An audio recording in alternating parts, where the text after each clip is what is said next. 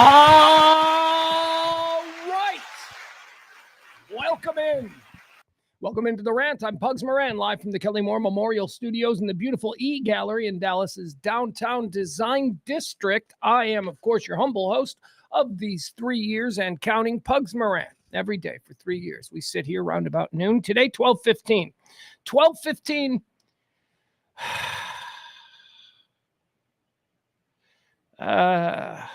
I don't know if I can go into why we're late. We were late because I was on the phone with a medical professional trying to take some guidance on how to handle somebody.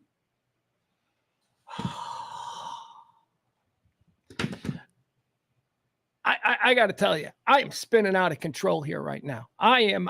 We do this show every day, Monday through Friday at roundabout noon. All the day's hot topics, current events, everything that you need to know. It's talk radio for normal people. It's not politically partisan. It's not, it's not like Obama. It's not all of that stuff. And there's certainly no talk radio that is at least economically viable that does anything, that isn't, Supreme Leader Trump. Oh, we're going to talk about Trump today. Oh, my God. He gave a press conference. Let's go! Let's go! That's what I say after that press conference. Holy fuck. Let's go. It's going to be 4 years. 4 years of just let's go. All right. So we'll talk about that. Trump had a crazy rambling press conference that was incredibly entertaining. Oh, this guy. Not a fan. I'm not a fan. I'm not a fan of the way, how shall we say, he carries himself. But the man made some points today. The man made some points. And all you fuckers, guess who's coming more onto my team? Your guy, Barney, Byron, Jeff, all you guys who are like, Pugs, you're a hawk because I'm a pussy. You're going to get us into war. Yeah, we're fucking America. You're goddamn right. It's about time we start laying down the law on this planet. I am a bit of a hawk now, and it looks like I got me a hawk president. We're taking Greenland. We're renaming the Gulf of Mexico. We're going to...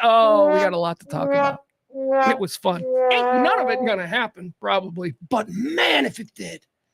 We're going to talk about the strategic importance of Greenland. A place that I've always looked at and went, there's like 40,000 people there. Why aren't they American citizens? You know what a great sub base we could have there? We already do, but... we could turn it into a whole, nothing's going to happen here in the North Atlantic, not to America. Got these drones flying over New Jersey. People are like, they're Russian or Chinese. Not if we got Greenland. No. Well, I don't know. I actually don't know how this works. Because as you'll find listening to the show, I'm not really smart. I'm confident and I'm, moderately articulate. So sometimes it seems like I know what I'm talking about, but like every other talk radio host you've ever heard, I am just a circus clown. But Greenland, the United States, Greenland, the 51st state. Fuck you, Puerto Rico. What do you got to offer us, Puerto Rico? Strategic North Atlantic dominance is what we're looking at with Greenland. Personally, I say we gobble up Iceland. You ever been? You simply must go. The women in Iceland are ridiculous. They're like some weird Swedish Eskimo kind of hybrid mashup. I don't know. Dark-haired girls with bright blue eyes. It's a crazy, crazy Dune-like experience when you go to Iceland. So I'd say we grab that up next. All right, we'll get into all of that. What do we got? Look at me here. We got bada bing. Happy birthday to Doug, my guy. Quit picking on Puerto Rico. I'm not picking on Puerto Rico, dude. Doug's down there in Puerto Rico living the life of a gentleman of leisure. Well-deserved, my guy. Doug's been a friend of ours for a long time. Doug, I got to talk to about something. Just about somebody in our... Point is this. Puerto Rico's great. I love it. I'm willing to make that a state too. Let's go, man. Let's make Europe a state. Let's go. All right. I got thoughts on the global future of American dominance as I interpreted it today during the Trump press conference. It was awesome and funny. Not a Trump guy. Remember, I look at him and I go, I ain't buying anything this con man is selling. That's how I see him, you know. And again, I'm a big city guy. I grew up with these big city fast talkers. You know, I don't trust them. I don't trust them, never have. Anyway, point is this, great press conference. So why was the show late today? I'll tell you why the show is late today. The show is late today because of one of you. One of you people is just, I don't know what to do. I don't know what to do. One of you is having a thing. And honestly, you've been having a thing for about 5 years and it's time to take care of the thing. But they're getting mean. And they're getting, this is a listener. This is a listener who's been around. They're banned from the chat room. They do nothing but get into fights with people. They're not okay. And they know this on some level. And I don't know if it's just, another example of a victim of whatever our healthcare system is in this country.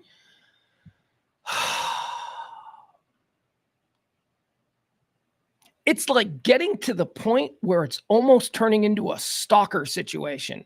Digital stalker, which is, trust me, way preferred to the other kind of stalker. Oh my God, but just, there are delusions. There is this person out there who has this. I'll give you an example. They sent a bunch. First of all, they sent like 50 emails in the last 3 days. This person, no, it's not Adam Byron, you dick. This person sends these emails about things that we did together. I'll give you an example. On Thursday, I got an email about how they were going to be late or how they were running late for this thing that we were doing together on Friday night.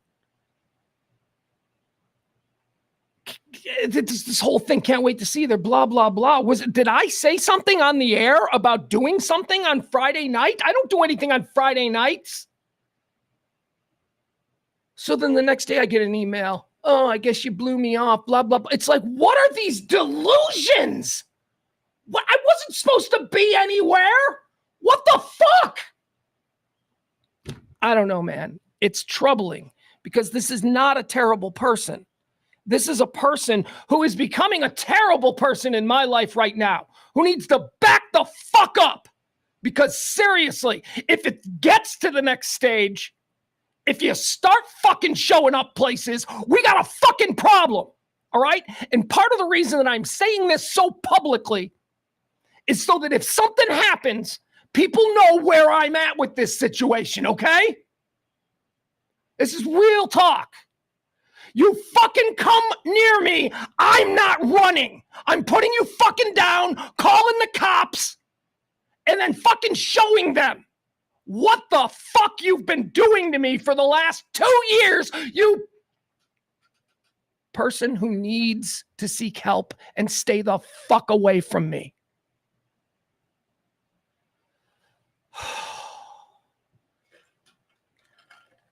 Send me an email, this person. Send me an email. Yeah, it's a she.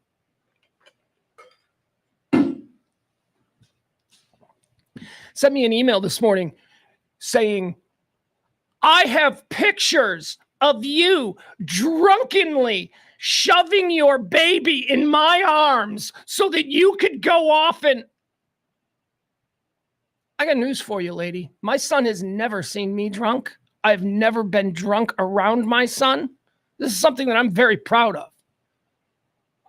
And let me tell you something. Even going back 15 years, I would never have put my baby son in your arms. Never. This is another delusion of yours. Now, maybe his mother did. Maybe his mother, who wasn't completely aware of the situation and thought that you were just a really in-your-face kind of friendly person, might have thought it was okay. But that is not a thing that ever happened. And I'm getting tired of these delusions. where I'm a part of your life. It is freaking me the fuck out. And it's also the human side of me. It's breaking my heart. This person can get it together. This person can stop. But we're at the point now where I don't know what to expect next. So I don't know what to do.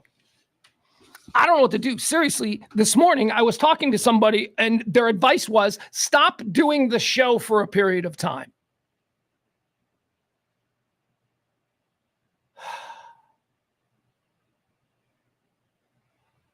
Hi, Lee. Oh, no, Lee, you're what a wonderful man from my past. Hi, Lee.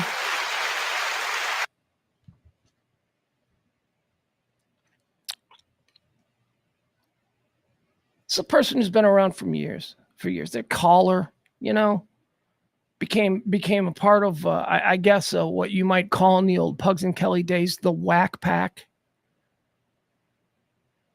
But with very few exceptions, these people who we used for calling stunts and all of these things, we were using you because you were entertaining. It was transactional. It wasn't like I now want to be roommates with you or something like that.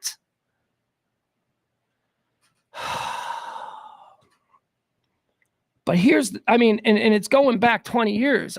We've known this person has had problems.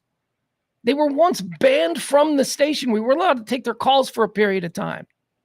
This was from management. Because the stuff they were saying was no longer interesting and funny, but management was like, we're concerned this person's going to kill themselves or something.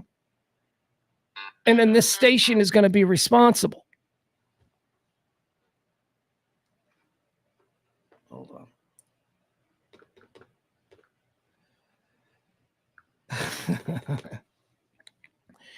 And keep my son's name out of your mouth.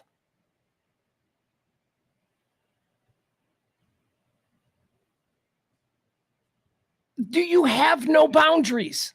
Do you have no line? You are not, and I'm speaking to this person now directly because I know they're probably watching. Back off, please. Okay? You're not a bad person. You're a fun person. But this is way too much. Okay?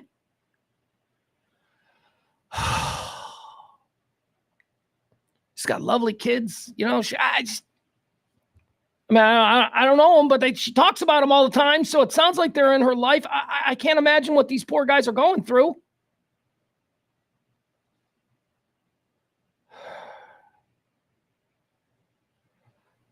Yeah. Okay. So we're not going to get into any people in the chat room have figured out who this person is. This is a problem because we're going to start doing public things. And now we're going to have to hire someone specifically to be on the lookout for this person. This person is not allowed here. Okay. This person is not allowed anywhere near me. And I don't know. What is that? You don't get to decide who gets to come near you. Yeah, I know. I guess I don't. But I'm just saying that there's going to be problems. And we should all be more mature and try to avoid problems if we can.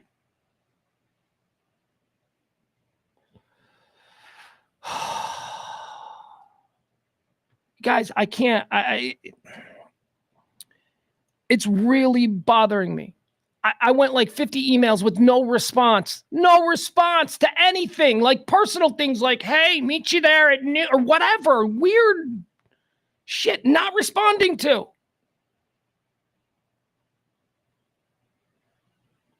And then finally, I responded after 50. And here, I'll read you what I wrote. After like 50 emails about things that are just not real. Just delusions.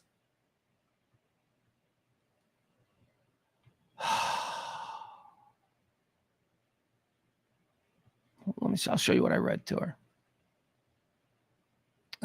Let's see here. I asked you to stop contacting me and yet you persist. What the fuck? Stop it. You are not a bad person. I do not hate you or anything like that. Hold on. But you are behaving inappropriately and I'm asking you to stop contacting me. When someone asks you to leave them alone, you leave them alone. I will not respond to anything else. Thank you. That was it. After like 50. And then, of course, she responds with like, you know, crazy whatever. You know, she's very angry. She responds, I thought you responded the other day regarding humility and how I liked your new jacket. I thought that we were cool. Sorry, I misunderstood. I thought you wanted me as your black friend. Obviously, OT, period, by asshole.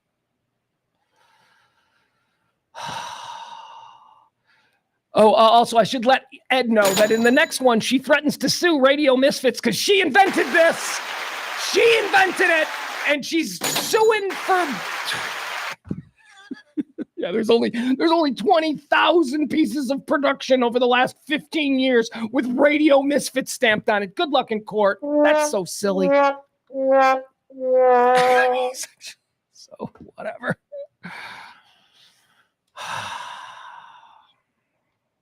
So then she responds, calls me an asshole. So I respond one last time. This is it.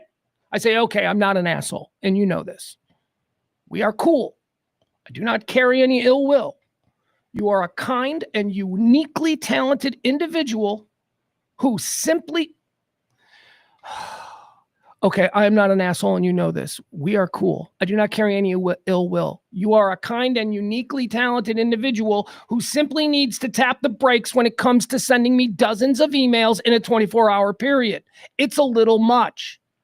I said I would not respond. I broke that pledge, but only because I wanted you to understand that I have no hatred or dislike for you. Be nice. That was it. That's the last thing I'm going to send to her. And then she said a whole bunch more stuff. Blah, blah, blah. I'm so exhausted.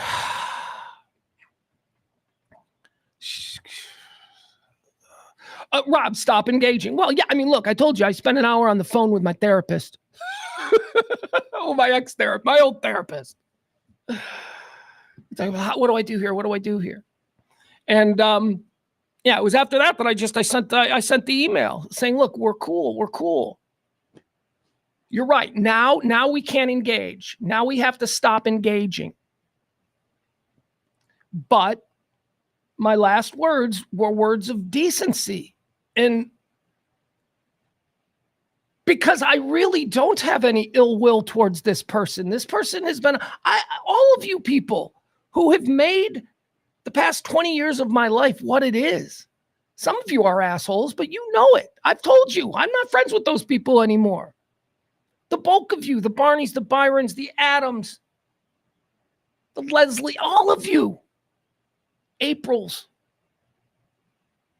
we're all friends.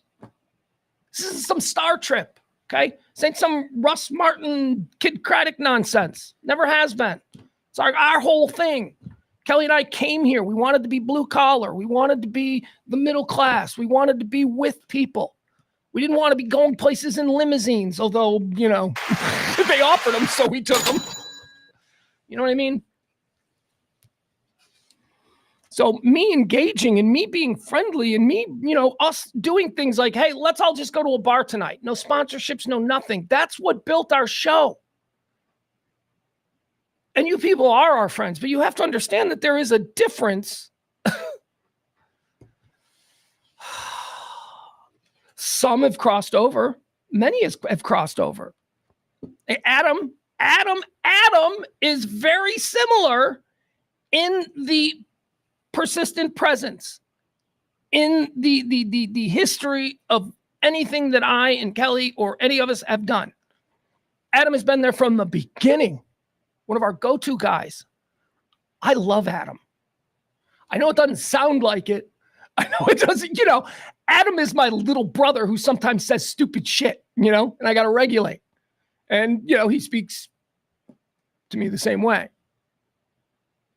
He doesn't overstep any bounds. Adam has my phone number. Adam can text me whenever he wants. There's a number of you who, are regular with me with DMs and all of that stuff. I don't think I speak to anybody more on DM than I do Jeff Ballard.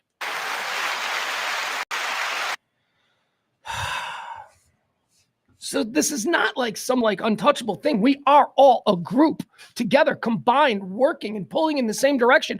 We are a force to be reckoned with. And that's how we've always seen it. Power to the people and all that bullshit, right? So the last thing that I want is for somebody like this, who's been around forever and who I've watched go through ups and downs and, calling in with their latest life problem. I don't know. I don't want to be, we're not sideways. I refuse. Look, as much as I believe in the power of people being able to take control of their own mental health, recognizing and being self-aware of their own issues, I believe in all that. And I believe that we all suffer from some form of mental health deficiency. Some of us way more than others, but we all have it to some degree. Things that, come on, every single one of you have done something where you've immediately gone, I don't know why the fuck I did that. I don't know why I said that. Okay. Not a great indicator, but it is a suggestion that, you got things going on that are happening in your mind that maybe you ought to take a deeper look at and understand why. So because of that, and because of my own issues with depression and, all of that, I'm not going to give up on this person. I'm not going to tell this person that, they're dead to me or anything like that. That's not how I roll. But we got to be nicer. We got to calm down and we got to stop overstepping. Okay? All right. There we go. Whew. And by the way, because, believe it or not, but there are people who love me who are probably hearing this, and there's probably some concern. Whether it's my son listening later tonight. And I know he does. He says he doesn't, but I've caught him not actually listening, but mentioning things that I've mentioned on this show. And I'm like, where'd you get that from? Anyway. My mom, like my sainted mother, like she needs to now be in frozen Chicago, like where she doesn't. It's not that kind of a thing. This is like it's a weird email kind of stalking kind of thing that just needs to stop. I won't block her. I won't do that. I've muted her. I think that's like, maybe we can go on unmute. Maybe we can come off unmute, but it's terrible. It's just terrible when you see this. Because I've talked to people before, it got crazy like a year ago. And at that point, I went to a lawyer and I even talked to a Secret Service agent just because I knew him. Just because I said a former Secret Service agent. I said, look, what should I do here? He said, well, first of all, you have to contact the FBI. Because you don't have to make an official report because, I don't know that there's any, but you need to go on record as having called and inquired about this. I'm like, okay. So I did that.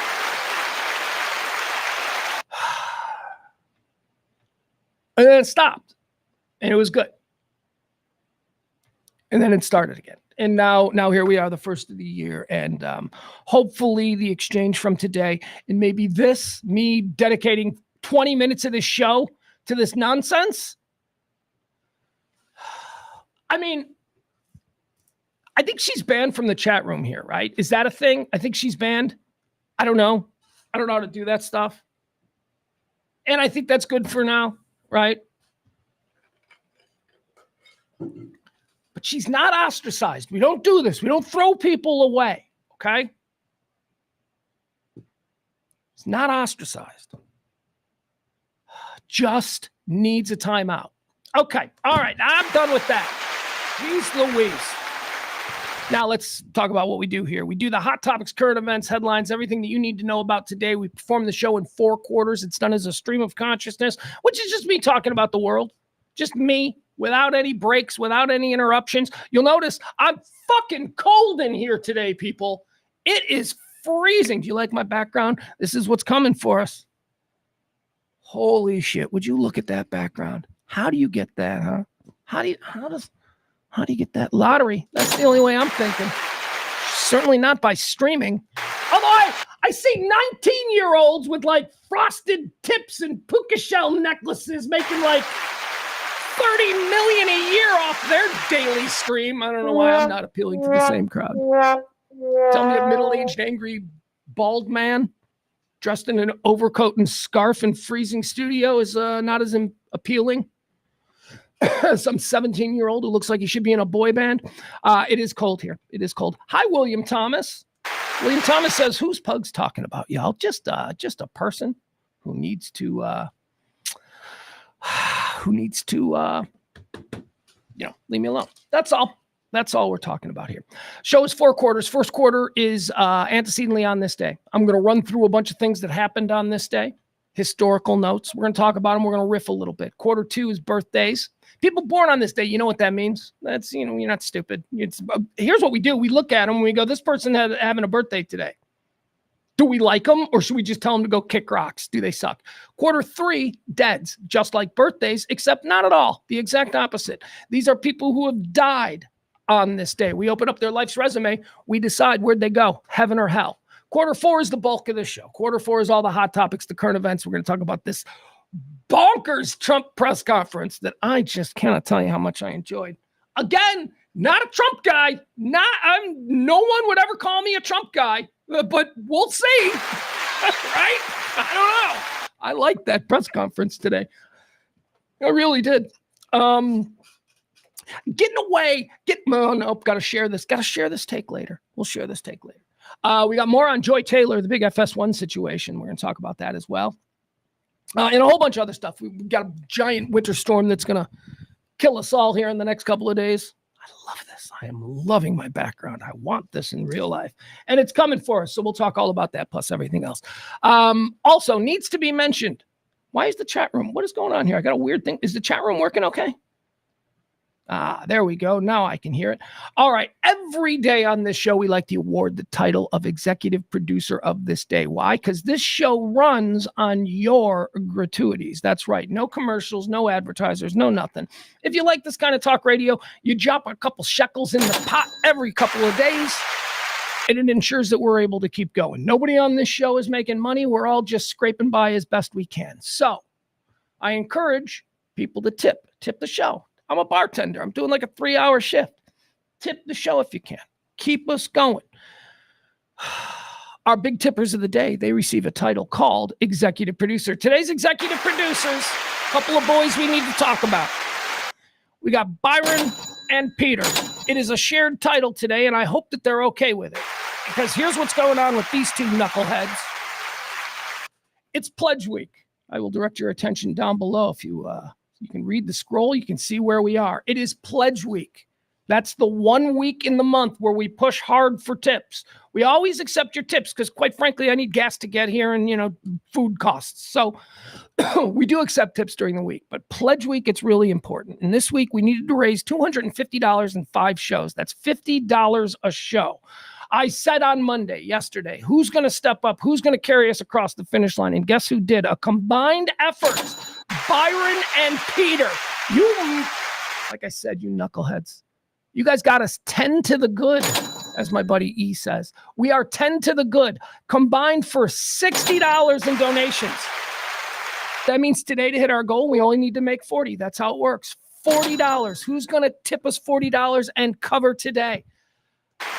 By Friday, we got to be at that 250. So thank you so much to our executive producers. If you want to jump in right now and drop a little something, I'm going to leave this up to you. Peter and Byron, say thank you. All right. Man, it's cold. It's cold everywhere. What happened to me? I was born in the Midwest. I grew up shoveling snow. I grew up in a condo. I don't know why I say that. See, mental illness. I knew I was lying. Why did I lie? In that case, it was because it made for a better story. And in this moment, I'm an entertainer. And so it's okay. See, it's okay. It's okay. Hyperbole in the art of storytelling is fine.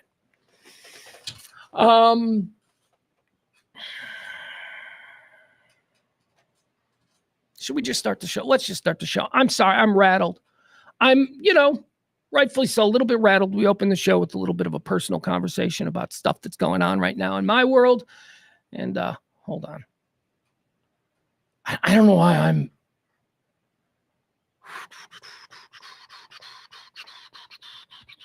Sorry, we got to close this up and get the show going for real. All right, let's get going. Here we go. It is the rant for the 7th day of January. Yay. I put 2024 again. Look at me, I'm up.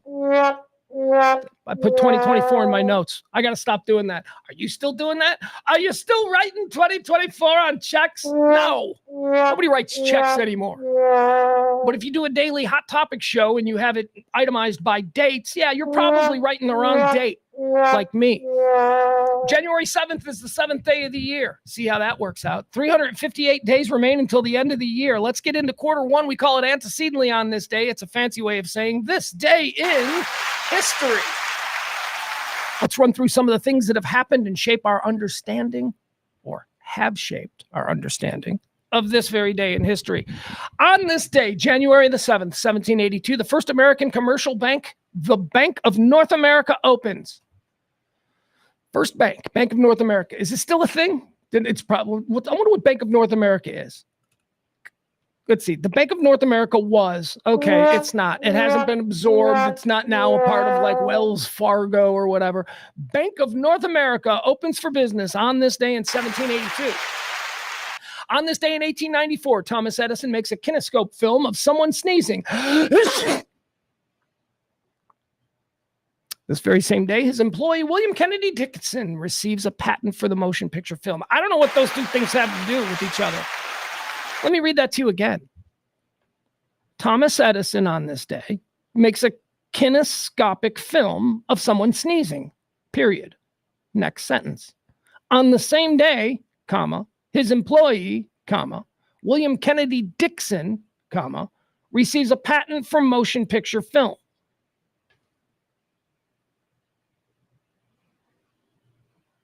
Why didn't Edison receive?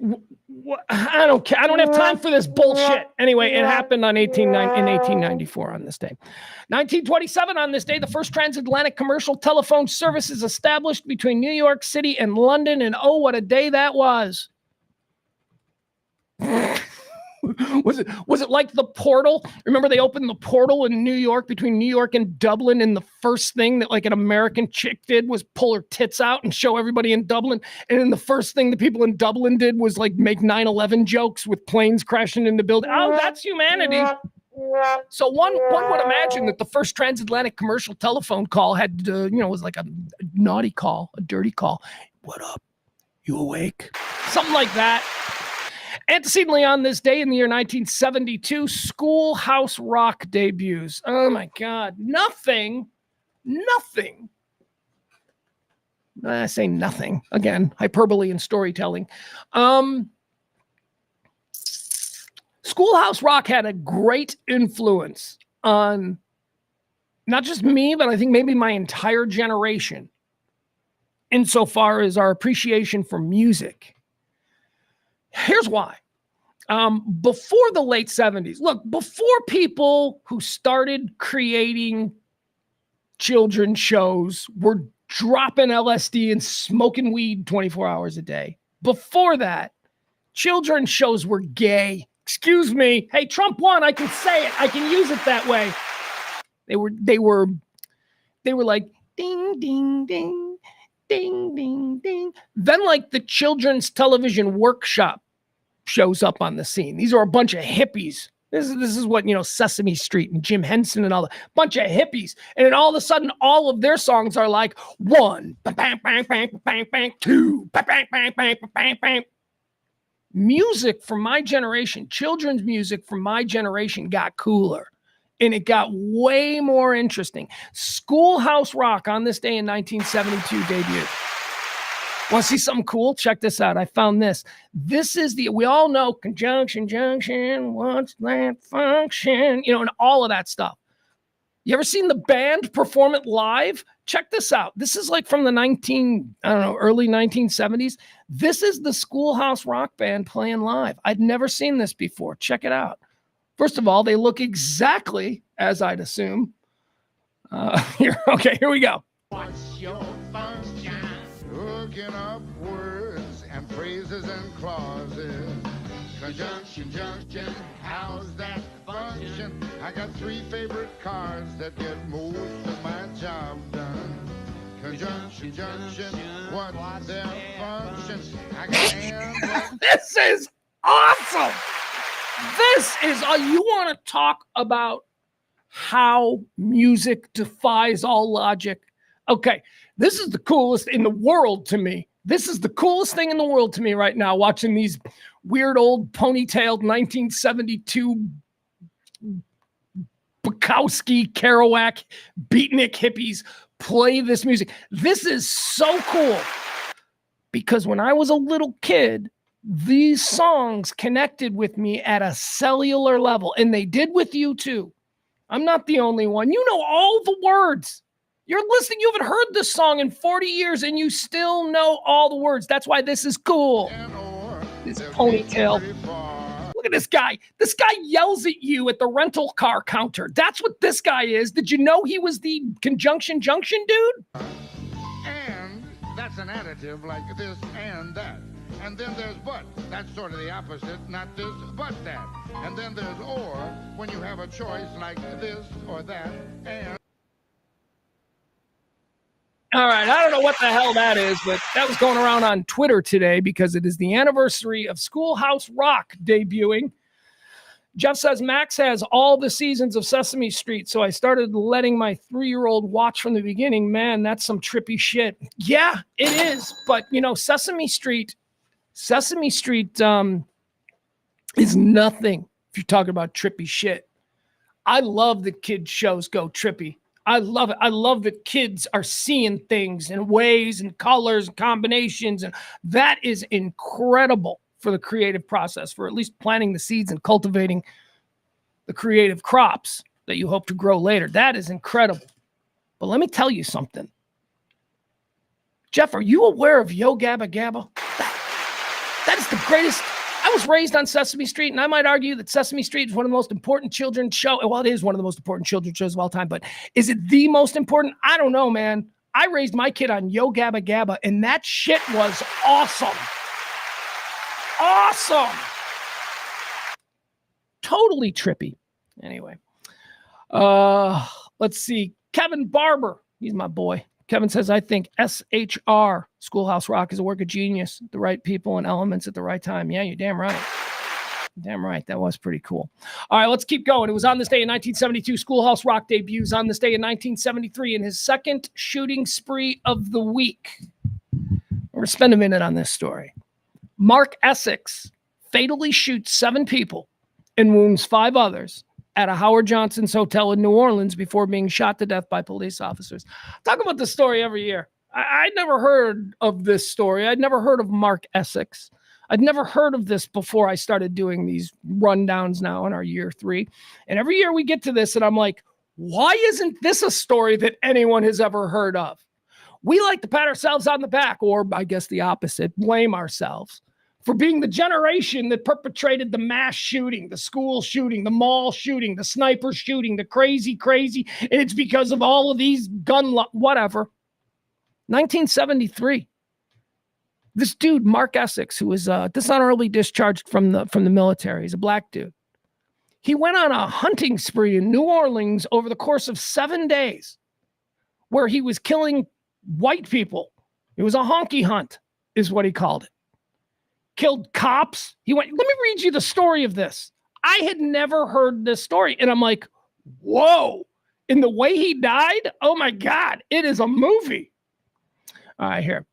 Let me read you a little bit about who this guy was and how this went down. Mark James Essex was an American serial sniper and black nationalist known as the New Orleans Sniper. Had you guys ever heard of the New Orleans Sniper? Not me. He killed a total of 9 people, including 5 police officers, and wounded 12 others in 2 separate attacks in New Orleans between December the 31st, 1972 and January the 7th, 1973. All right, let's get to the attacks.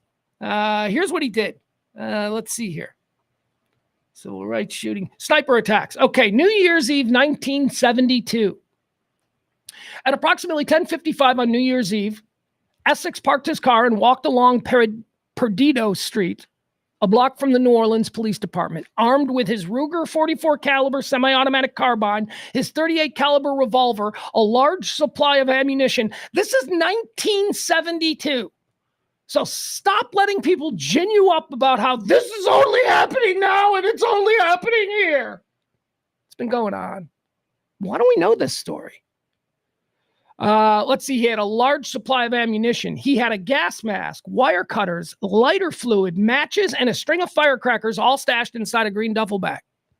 Essex hid behind parked cars in a poorly illuminated parking lot across from the busy central lockup of New Orleans police and began firing at a 19-year-old cadet named Bruce Weatherford as he walked toward the gatehouse to report for duty.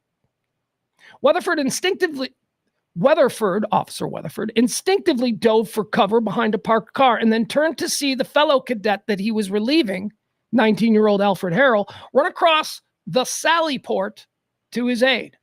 Essex then shot Officer Harrell once through the chest. He also wounded Lieutenant Horace Perez. Perez was wounded in the ankle by the same bullet which struck Harrell and ricocheted off a wall. Harrell was black. Before beginning his attacks, Essex had specifically stated his intention to just kill honkies. Having fired 6 rounds in this initial stage of his attacks, Essex fled by climbing a chain link fence and running across the I-10 expressway, having detonated several firecrackers as a diversion. He ran into an industrial area of Girt Town, an area known for high crime and hostility towards police. There, he first attempted to gain entrance to a building located at 4100 Who Cares by shooting 4 44 rounds from his carbine at the door before successfully breaking into the building. All right, these are all way too many details. Let's see. 2 officers circled the building looking for signs, blah, blah, blah. Essex then fired several further rounds at police cars as they arrived on the scene, shattering the windshield, killing 2 more police officers. Okay, so then there was a manhunt. He got away. He did all this and he got away on New Year's Eve. Then on January 1st through January 6th, he did more. At 9 p.m. on January 1st, he broke into a church. The pastor found him. The pastor ran, called police. Police showed up. He was in the wind. Essex is now running. On this day, January 7th, this is the day he got caught. This dude was just running around New Orleans for a week, just shooting at people. It's the same as the Washington sniper. The Washington sniper was a huge national story that we'll never forget. There were movies made about the Washington, D.C. sniper and all that. This, just as big. Never heard of it.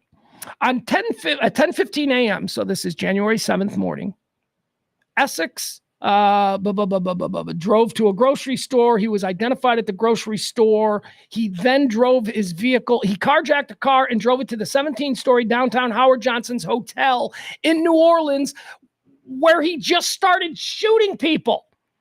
He gets to the hotel, the Howard Johnsons.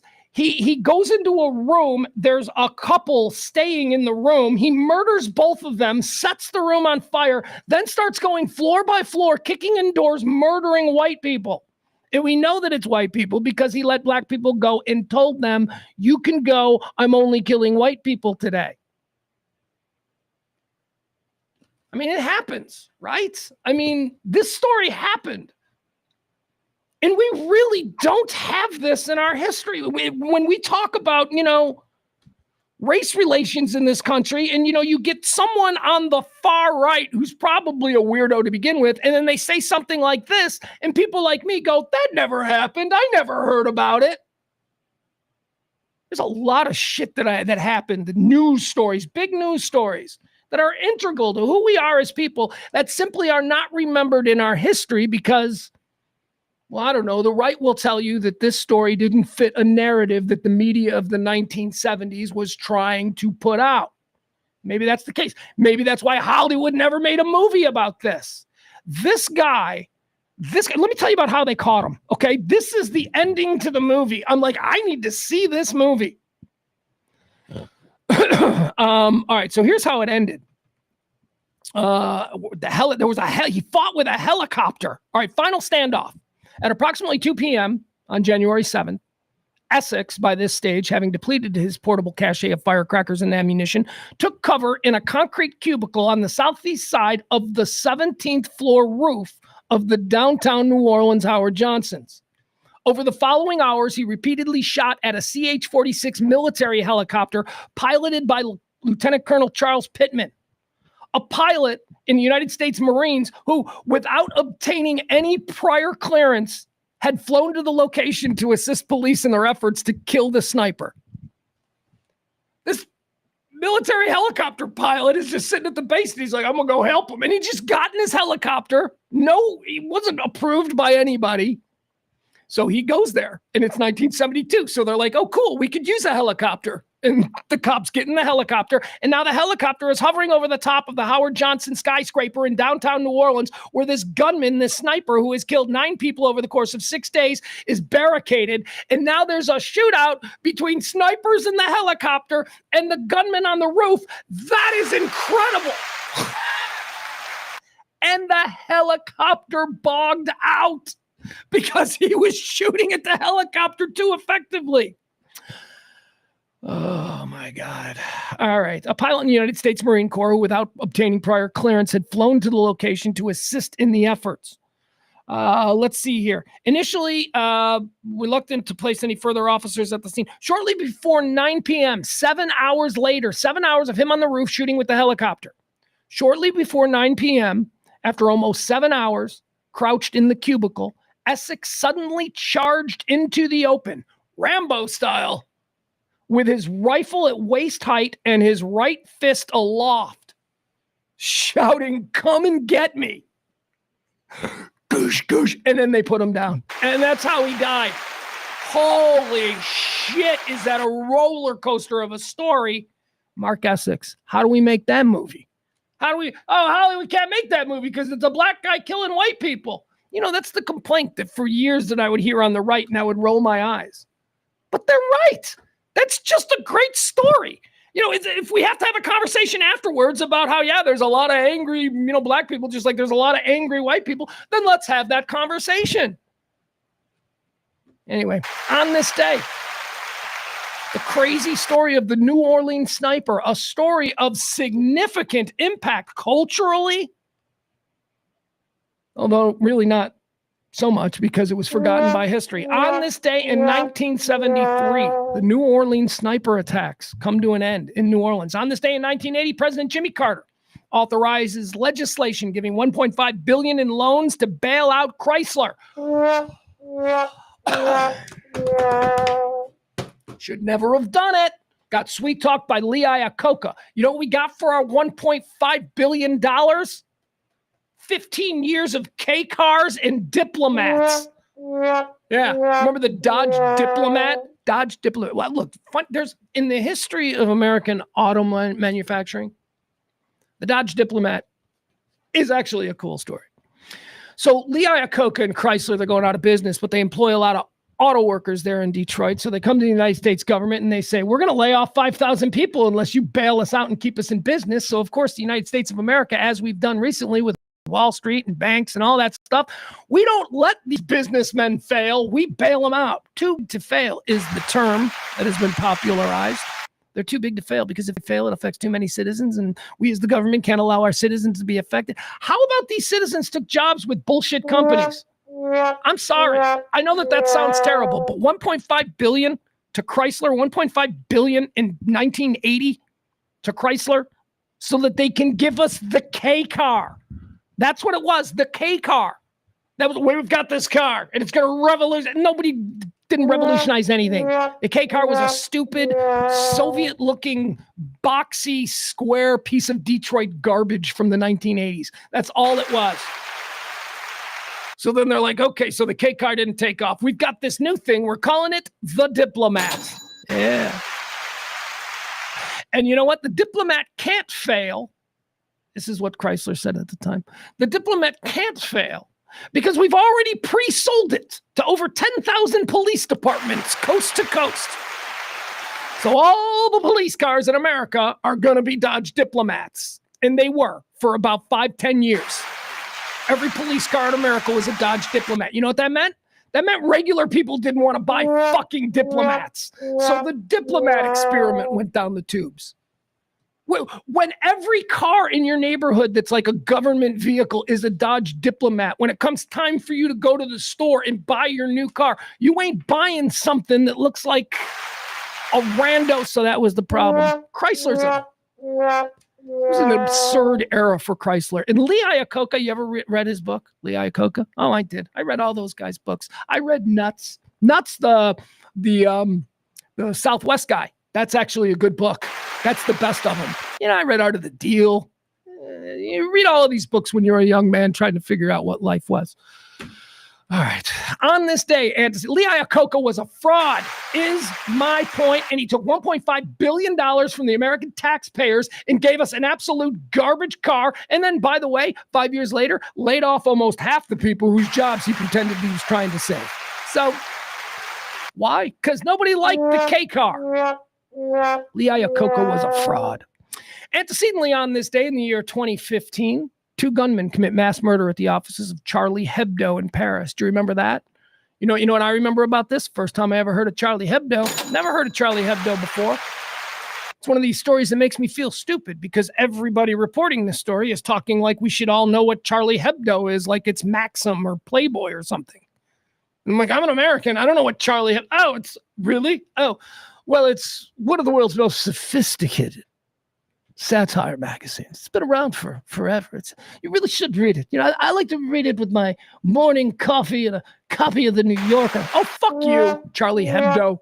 First of all, it's in France. It's in French, right? We can't read that shit. Is there an American version? I don't care. I'm sticking with the Onion. American satire. That's what I like. Anyway, Charlie Hebdo paid for their satire. Bunch of crazy-ass Muslims kicked in the door and we're like, we're a religion of peace. So we had that. That was on this day in 2015. On this day in 2020, remember, it only happens in America, too. Remember, that the gun violence only happens in America. It's a global problem, people. Stop acting like we've got some kind of, on this day, it doesn't happen in places where they don't have as many guns as often as here. But it's still, people acting violently towards their fellow citizens is not something unique to this country. Antecedently on this day in the year 2023, the longest U.S. House of Representatives speaker election in history concluded. This is the McCarthy thing. Remember McCarthy? How many days did it take? What did it take? The U.S. speaker election concludes. Kevin McCarthy is elected the 55th Speaker of the United States House of Representatives on like the 1 millionth vote. All right, who cares? It's going to do it for antecedently on this day. One more time, I want to thank our executive producers on today's show. Let's take a breath. Byron and Peter got us across our bridge. They got us across yesterday's show, $50. We're 10 to the good. Still need to raise 40 today. If you want to help out in any way possible, don't forget, drop a little something in the Venmo or the Cash App. You can find those links below scrolling. Let's move on to birthdays. They say it's their birthday. I'm going to have that. I don't know how I'm going to get that, but at some point. What if it's just this room? Like, what if it's just a box? Like, you can have that. Just put a box in the woods. Just a glass box. It would probably cost about $15,000 total. Although, no, that furniture is probably more expensive than that. Got some people in our neighborhood, people who I look down on. You know, I'm a squatter. I couldn't even possibly afford real rent, you know, in my neighborhood. But I'm there on a sweetheart deal. There's some people on the corner there in Highland Park, the Park Cities, and they've got a house that probably cost $150. That's probably a house. It's probably about $50,000 in materials. It is like the cheapest house, but it's done in like a modern crazy. It's all one big glass box, right? And it's on a corner lot. So the land was probably 2.5 million. And then they're like, well, we only have like 80,000 left. So they put up this glass box. And now these people live in this house on the corner and their house is all glass and they have no curtains. And it's very weird. Hard for me to walk the dog. And when I do walk the dog, I look in and I go, what are you guys doing? I go, you got daughters. There's 2 daughters. He's got like 2 teenage daughters. And I don't know if they're attractive or not because I avert my eyes every time I walk by that house because it's so weird. I don't want them looking at me, looking at them. How can you not look? Anyway, The house is very cheap. It's all just like, it's glass, aluminum siding at the base. There's no brick, it's all like steel beam. Anyway, cool idea. The land is expensive. The house is cheap, but it looks good. I don't know how we started talking about that. Let's do birthdays. They say it's their birthday. That's what happens with a rant, a stream of consciousness. I just start talking about the people on the corner whose house is like a glass box. Why? Oh, I know. Because of this. That's it. That's what got me thinking about it. Born on this day in 1880. We like to draw attention to our spare presidents. We've got plenty of spare presidents. Biden's going to be one. Oh, Biden's a total spare. Seriously, by 100 years from now, people are going to be like Millard Fillmore, Joe Biden, Zachary Taylor. Those are like the spares. Sorry, Joe. And no, you're not even going to get any extra credit for being, Obama's vice president. Obama's not a spare. Obama's going to be like, they're going to talk about him forever for any number of reasons, most notably because of the cultural impact that he made as the first elected African-American. Yeah, that was a big deal. So he ain't going anywhere. As long as there's black people in this country, there's going to be kitchens that have pictures of Martin Luther King and, Barack Obama. Just like Irish families. I grew up walking into everybody's house. There was always a picture of like the mayor of Chicago, which was weird. It was always like a picture of the mayor of Chicago and John F. Kennedy. That was it. That was our Martin Luther King and Barack Obama for Irish Catholics. All right, moving on. Birthdays. Millard Fillmore, spare president, 1800, dead in 1874, lived to be 74 years old. That's pretty good. That's pretty good for a guy born in 1800 to live to 74. That's pretty good. Born on this day in 1946, Jan Weiner, American publisher, co-founder, Rolling Stone. It's pronounced Weiner, right? It's not Wenner, or is it Wenner? I don't know. I think I call him Weiner because I know he's gay. I think that's it. I think he was one of those dudes who came out as gay. He was like a really highly respected dude in American culture in like the 1990s, Rolling Stone, that whole thing. And then he came out as gay. So it was like, oh, that dude who like everybody thinks is cool is gay. So it was kind of like it was kind of like he was like a cool guy and I'm not saying me, but I'm saying like other people were like, oh, gay people are a certain way. And then, Jan Weiner and the rock and roll dude, they're like, really? That publishing? Anyway, I think that's why I call him Weiner. Because I'm like, oh, he's gay. His name must be Weiner. I'm such a child. Born on this day in 1946. Born on this day in 1948, Kenny Loggins. He's all right. I like Kenny Loggins. I like Kenny Loggins a lot. Kenny, you know me. I'm a Commodore in the Yacht Rock Armada. I'm a big, big fan. You can't not love Kenny. You can't grow up when I grew up and not love Kenny Loggins. Although I will say this, a caveat being it is completely okay and is the case with Hall & Oates, to have not liked them in the moment. Yes. When I was like 13, I'm not sure that I was like, Kenny Loggins is cool. Like I always kind of knew Kenny Loggins was kind of cheesy with his, now we gotta cut loose, a foot loose. And then Danger Zone. Danger Zone was a resetting of the whole thing, right? Danger Zone was cool.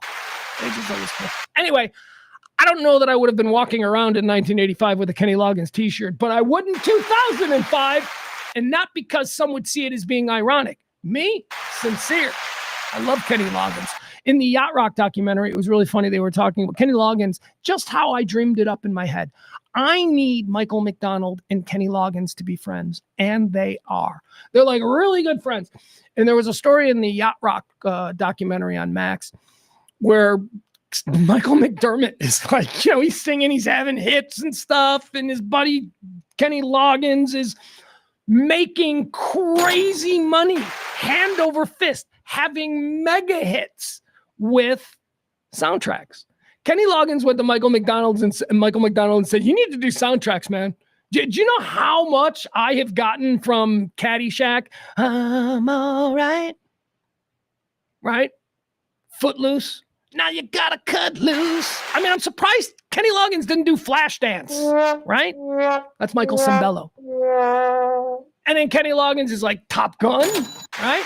Kenny Loggins had mega hits with all three of those films. And then didn't he also do, didn't he come back one more time? Came back one more time with Robin Hood Men and Thieves and had like some. No, That's frozen Kenny Loggins. Canadian Kenny Loggins, who is, of course, Bryan Adams. Bryan Adams did the Robin Hood Men in Thieves. Anyway, Michael McDonald's like, what's going on, Kenny? Where's all this coming from? And Kenny goes, hey, Mike, you need to do some movie soundtracks. And Michael McDonald, he's like, all right. And so Michael McDonald's next song was that Sweet Freedom song. Remember from the Gregory Hines, Billy Crystal movie, Running Scared? Oh, sweet freedom, shine a light on me. You keep me running along. Oh, Kenny Loggins, born on this day in 1948. Born on this day in 1957, Katie Couric. CI, born on this day in 1962. Chico. You know Chico is? Nobody knows Chico. Nobody knows Chico. We all know him as Chico. He's Chico. He's always going to be Chico, but for some reason, everybody else calls him Riverboat Ron. Ron Rivera. Former football coach, Ron Rivera. Chico. He's Chico. He's been Chico since I'm 12 years old. He was an 85 Bear. He's one of my favorite players on that team. He was a backup linebacker who always came in and crushed. Oh, Singletary needs a break. Let's get Chico in there. And then Chico would come in and just crush. And then all of a sudden, he becomes a coach and he goes onto the national scene and everybody's like, Ron Rivera, the gambler. The gambler, Riverboat Ron. I'm like, no, it's Chico. What, you won't call him Chico because you're afraid of the connotations? He's a proud Mexican. What is wrong with that? I don't get it. Anyway, Ron Rivera, born on this day in 1962. Ron, Chico. Look, love you, babe. Advisory role, fine. I'm good with that. But no, I do not want you. Don't be sniffing around the Hallis Hall job, okay? With all due respect, Ron, I don't. No. Yes, I get it. You understand what the Bears are, and it's family for you and all of that. But no, Ron. Same thing we told Harbaugh, which I don't get why we told Harbaugh this, but apparently we told Harbaugh that no, we're moving on. It's a different era. Jim Harbaugh didn't want to go to Los Angeles. He wanted to return to the team that drafted him with the old woman he used to go to church with. Did you know that? A weird story. Jim Harbaugh's first 2 years in Chicago as quarterback, back when he was a player, he used to wake up in the morning and go to church, go to mass with Virginia Hallis McCaskey. What the fuck is that? Anyway. Riverboat Ron, Chico Rivera, born on this day in 1962. I don't want you to be a Bears coach, please. Born on this day in 1964, the great one. Oh, our generation. My Gen X, we spend all of our time. We looking at the generation before us, man. They got it all clogged up. They got the Dustin Hoffmans, the Al Pacinos, the Robert De Niros, the Jack Nicholson. They got them all. They got all the big ones, all the icons. What is Gen X going to offer the world? What actor can we look at and go, that motherfucker since 1980 has been cranking? One of the great actors of his generation, my son. This is how you wonder, how did they weather? My son doesn't know who Kevin Costner is. I mean, he does now because I fixed that. I made him watch something. Didn't know who Kevin Costner was. My son doesn't know who Paul Newman was. I fixed that. We watched Cool Hand Luke and Slapshot, and now he's like, Paul Newman was cool. I go, yeah. Of course, my son knows who Steve McQueen is because he's my son. I think he learned that. I think I made him watch Bullet first day I brought him home. My son's favorite actor. All right, I've set the tone. He doesn't know those people. Those people didn't cross over into his generation. My son's favorite actor is celebrating a birthday today. An icon of the generation. Born on this day in 1964. Nicolas Cage. The cagey one. Nicolas Cage did something that a lot of actors have been forced to do over the years, and that is confront the fact that they've had accountants who've been stealing and mismanaging their taxes and all of that over the course of 20 years. And you find yourself a man in your late 50s and all of a sudden you owe the government $20 million. And you're like, oh shit. So what actors do, I mean, you can look at anybody from, I guess Wesley Snipes is a good example. Anyway, what actors will do is then they'll just start making movies. Like, they make bad movies. They just start cranking out bad movies. We thought this was the situation with Bruce Willis because over the past 5 years, Bruce Willis has made like 5 movies a year and they're all garbage and straight to video. And we're like, what is Bruce Willis doing? Well, now we know Bruce is sick. That's why Bruce is doing it. But why was Nicolas Cage doing it? Nicolas Cage made a lot of movies. He was cranking out movies. And when I say Nicolas Cage is different than other actors who found themselves in the same situation where they've got to just start making movies to make money to pay off a debt, Nicolas Cage chose well. Or is it that Nicolas Cage's mere presence in a film turns it into something completely different? And to that end, I'm not going to give you the Con Airs, the It's Always Sunny in Las Vegas, or I know what's it called, Leaving Las Vegas. I'm not going to give you any of the typical ones. What I want to do here is on his birthday, I want to do a Nick Cage draft. My favorite Nick Cage performances that you may not appreciate or may not even know, or maybe you didn't see. Maybe you've seen Con Air 15 times, right? But maybe you haven't seen these. So let me give you my top 5 favorite Nicolas Cage performances. All right, number 1 in the Nicolas Cage draft, the first off the board. I'm taking this first. This movie was one of my earliest favorite films of all time. I loved this movie. The soundtrack still to this day, and I would encourage any of you, if you want to hear a really cool 80s soundtrack, and I'm not talking about 80s hits that you've heard a million times. I'm talking about really cool shit from the 80s that you'll hear and you'll go, oh, I remember that song. It's the greatest soundtrack ever made, in my opinion. And it's number 1 in the Nick Cage draft. Valley Girl. Valley Girl. Nick Cage, Deborah Foreman. He's a punk rocker. She's a Valley Girl. They meet at a party. It's a doomed romance. Or is it? Such a great soundtrack. Number 1 off the board in the Nick Cage draft, we're going Valley Girl. Number 2 off the board in the Nick Cage draft, we're going Wild at Heart. Oh, yeah.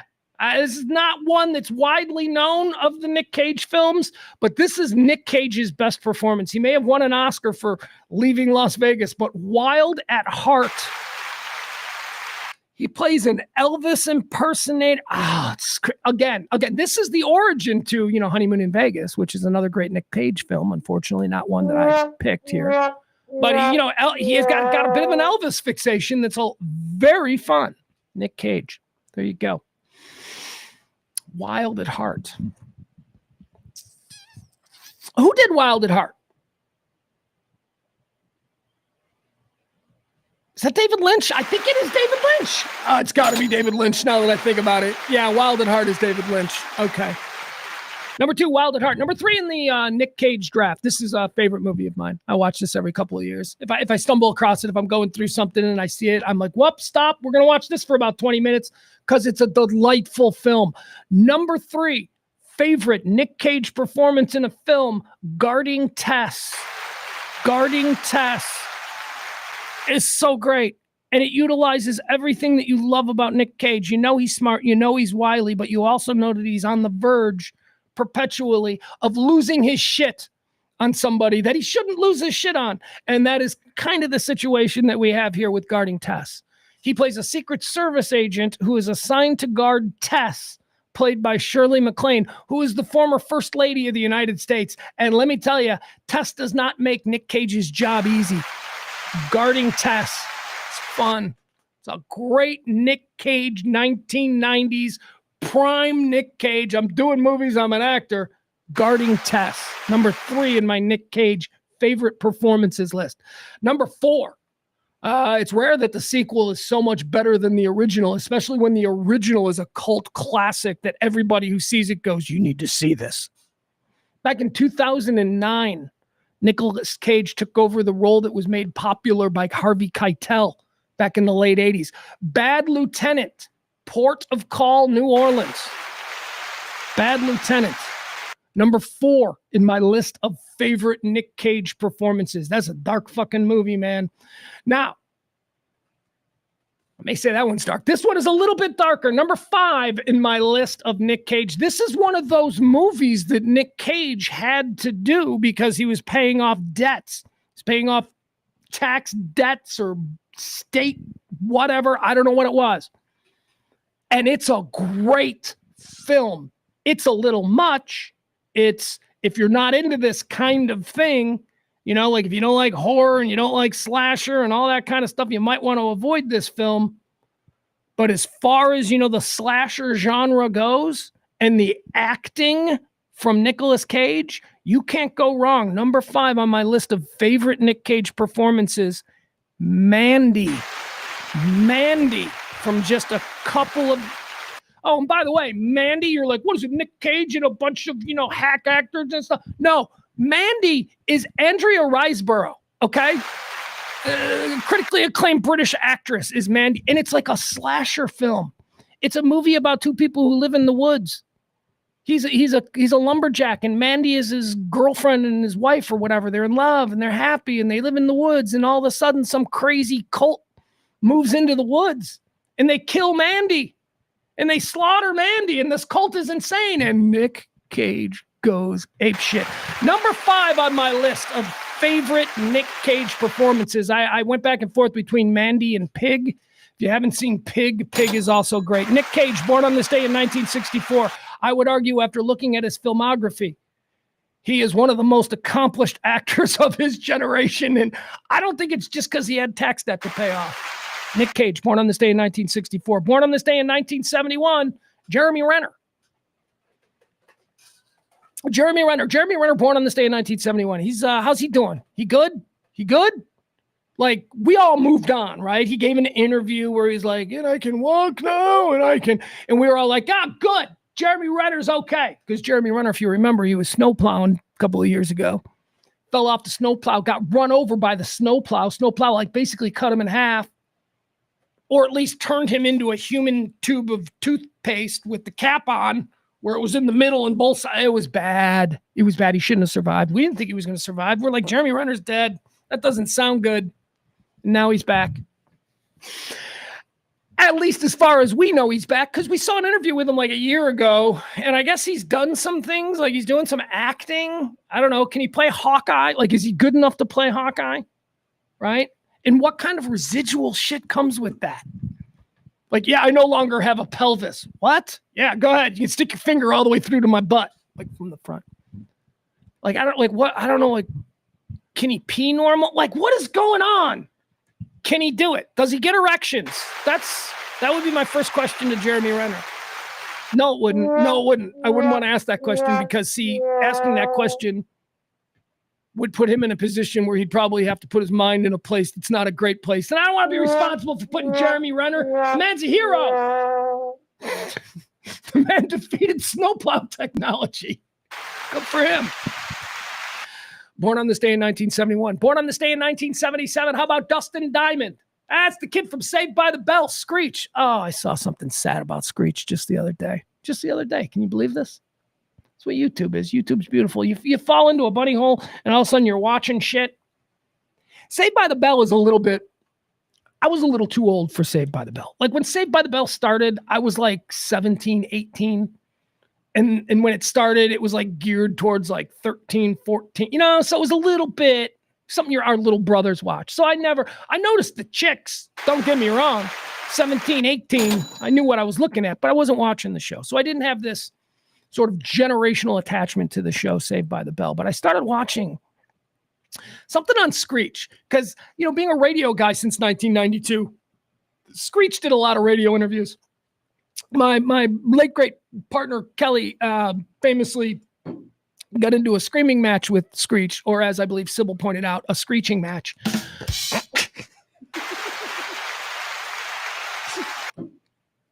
Sybil was so funny.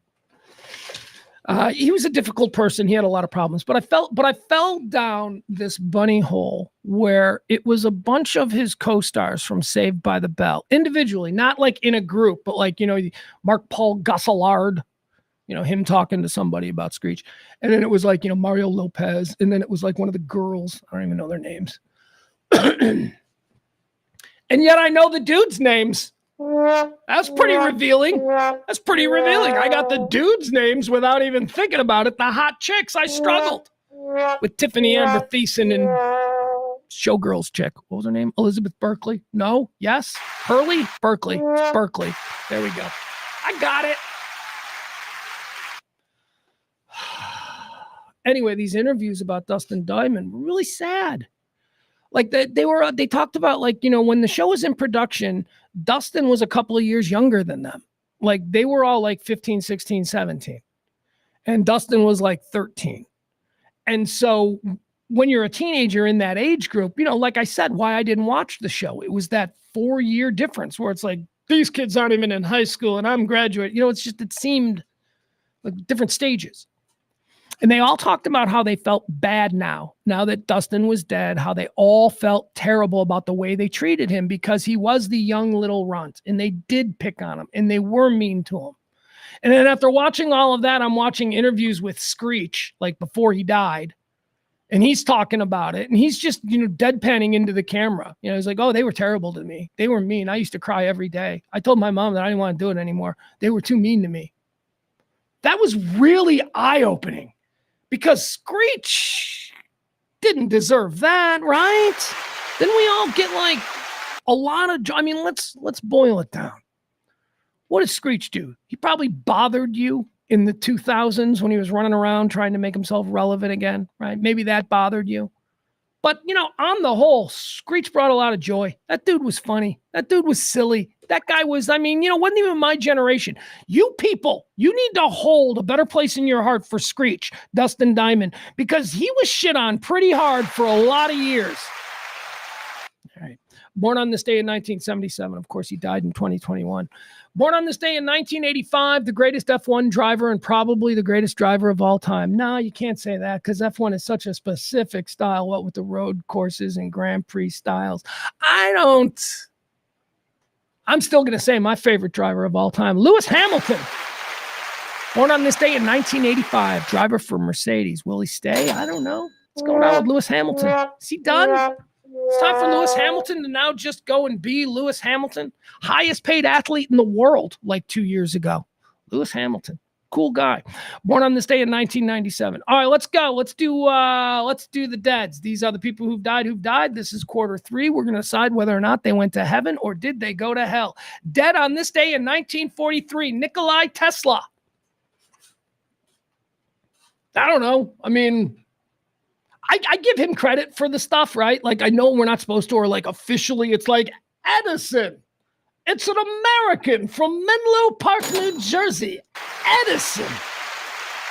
It's not some Austro-Serbian dude named Nikola Tesla from the Ural Mountains. No, it's an American. So I don't know. I kind of give. I think history is kind of like Tesla was probably. I don't know what the deal is, but we're putting him in heaven. There you go. Nikola Tesla, Serbian-American inventor and engineer. Serbian-American. We're going to take, all right, if we're going to give him any credit, we're going to start calling him American. He didn't move here till he was 30, but okay. There you go. American citizenship. There you go. That's good. Dead on this day in 1990. Let me show you this guy. This is a guy my grandpa used to tell me about. Bronco Nagurski, ladies and gentlemen. Do you guys know the legend of Bronco Nagurski? Bronco Nagurski was a football player, forgotten football player, somebody that nobody from this generation knows. My son does. My son knows because he's a Chicago Bear fan, and Bronco is a Chicago Bear legend. Oh, George Halas, and back in the I don't even know when Nagurski was around. 30s, 40s, maybe something like that. Here's the thing. Here's what's so interesting about him and why I want to show you this clip. He's considered one of the greatest football players of all time. I think he was number 19. I think they did a thing a couple of years ago where they rated the greatest football players, and he made top 20. So that's something. Made 20 as a white running back. Now, here's the interesting thing about Bronco Nagurski. He was 6'7". He was 6'7" and like 250 pounds, and nobody could tackle him. And he was also fast. And that was such a weird combination back then. Imagine today a guy who's running like a 4.6, because I don't know how fast it would have been for the time. I'm trying to be comparative. Let's say a guy who runs a 4.6 is also 6'7", 250, 260, something like that. All right. So Nagurski also played both ways. He wasn't just the best running back in football for a decade. He was also the best linebacker in football for a decade. Let's watch a little bit of a forgotten name from the NFL's amazing past. Oh, he's 19. He's 19. in the top NFL's greatest players. This is according to NFL Films. The great Bronco Nagurski. Check this dude out. Oh, also more famous, and this is weird, more famous in wrestling circles. He was like a 20-year heavyweight world wrestling champion, like the early days of WWE.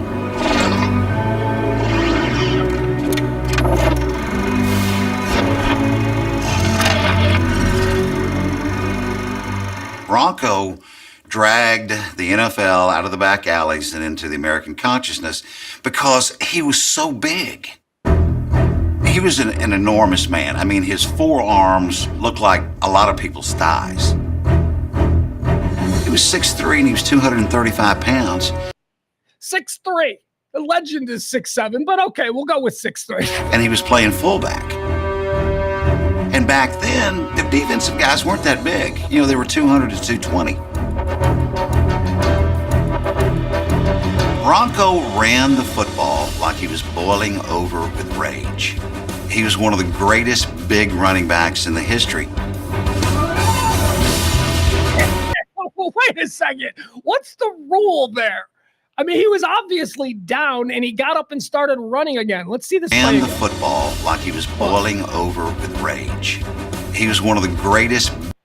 All right, here we go. Now this guy obviously gets him with an ankle tackle. So he is, touched, obviously. Big running backs in the history. And now he's down and he bumps into this guy too. History. He gets back up. No rules in the NFL back then. He just gets back up.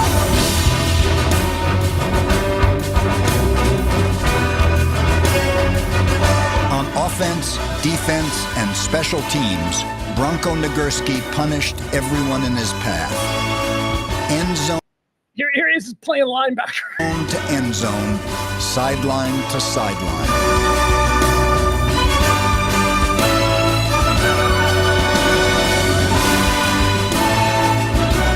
Not only did Nagurski excel at multiple positions, he was a champion in multiple sports. These guys are making $3,000 or $4,000 a year. It's the Depression. So Bronco went out and he got himself into wrestling. Because in football, attendance wasn't that great back then. Wrestling was. And everybody wanted. Did you see that? He just dropped his shoulder and did a full-on football player block on this guy. In football, attendance wasn't that great back then. Wrestling was. And everybody wanted. Oh, the great Nagurski. Forgotten name. Forgotten football's past. The great Bronco Nagurski, number 19. He died on this day. I'm putting him in heaven because he was my grandpa's favorite football player. He was my grandpa's favorite bear. He's telling me about Bronco all the time.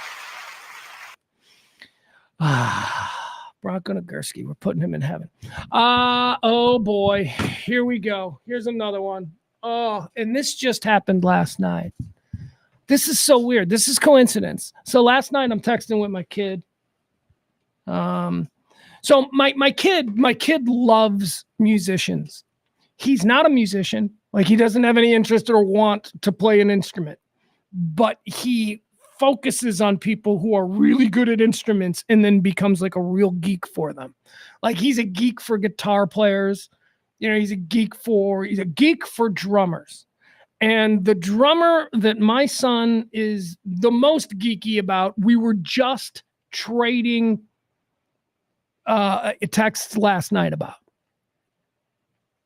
He sent me this text. He goes, "Dad, get to 40 seconds in and then check that shit out." I'm like, I love it when my son does this, right? So Dead on This Day in 2020 is one of them dudes. One of the guys that, as far as my son and my relationship goes, this is a dude who we put on and we both watch and we're like, this guy's awesome. You know, this is one of our guys who we geek out about. My son really, really loves him. Like, my son knows like all that. Anyway, I don't want to get into it. And he died young. Died way too young. Dead on this day in 2020, ladies and gentlemen, the great Neil Peart. And I pronounce it Peart. Tell you why I pronounce it Peart. Peart, here.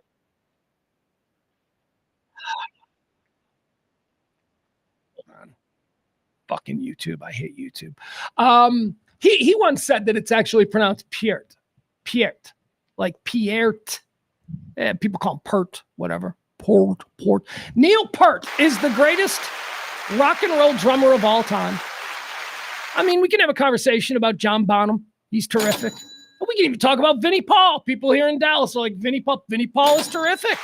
Terrific. Neil Peart's the best drummer of all time. Neil Peart. So this is what my son sent me yesterday. Neil Peart was born on this, or dead on this day in 2020. This is what my son sent me yesterday. And he said, here, I'll read you the text.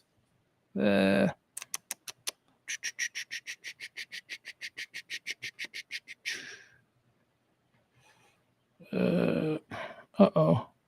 Where did I lose it? Okay, here's what he sends. Dude, you ever heard this? Like when he calls me dude. Dude, you ever heard this? That shit he does at 40 seconds is octopus arms stuff. Okay. So that's the text I get last night from my son. Here it is. Listen to this. This is Neil Peart. This is Neil Peart, isolated drums. You wonder if he's the greatest drummer of all time? I'm going to play this out, but I want to pay special attention to what happens, as my son points out, at the 40-second mark, okay? This is a song you know. All the other elements of the song have been stripped out except for the drums. This is Neil Peart's isolated drums on Rush's Spirit of the Radio. Check it out.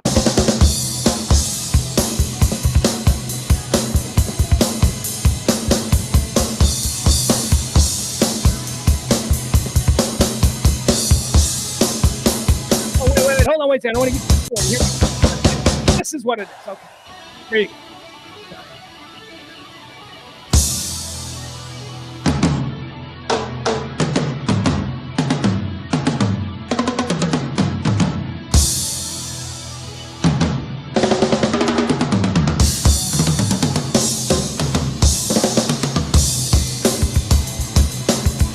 Okay, first of all, this is all wildly impressive.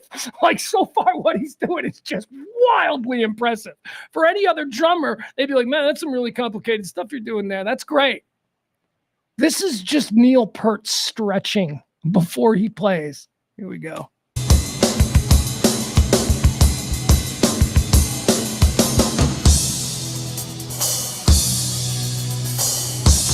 Here we go. Listen to this.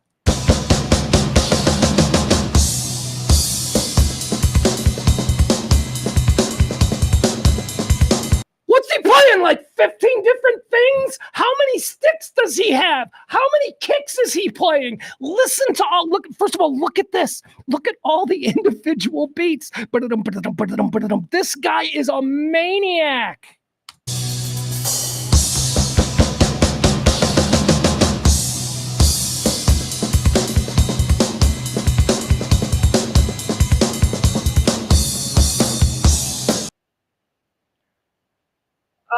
Neil Peart, that on this day in 2020, he is absolutely going to heaven. He was an asshole, though. Like, not an asshole. He was just smarter than everybody else. Like, he was super smart. Like, we're talking 200 IQ kind of shit. The crazy thing about Neil Peart is he also wrote all of those insane lyrics for Rush. You ever read Rush lyrics? Tom Sawyer? You ever read it? That's all Neil Peart. Neil Peart is writing the lyrics. And then he's Neil Peart was out there, man. Neil Peart, like not out. I mean, out there in a sense of just so much more talented than everybody else. Everybody else is super talented, but then you see one person that sort of strafes away. And again, I know that people argue that Bonham is like that too, and maybe so. If there's one, there can be two. So all I'm saying is, for me, Neil Peart, incredible player. Somebody asked him once what it's like playing a Rush concert, or what's it like for him behind the drums playing a Rush concert. And he said that playing a concert for me with my band Rush is like running a marathon while doing intricate math problems the entire time.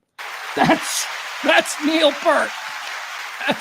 My drumming is like running a marathon while doing math problems. He's pretty great.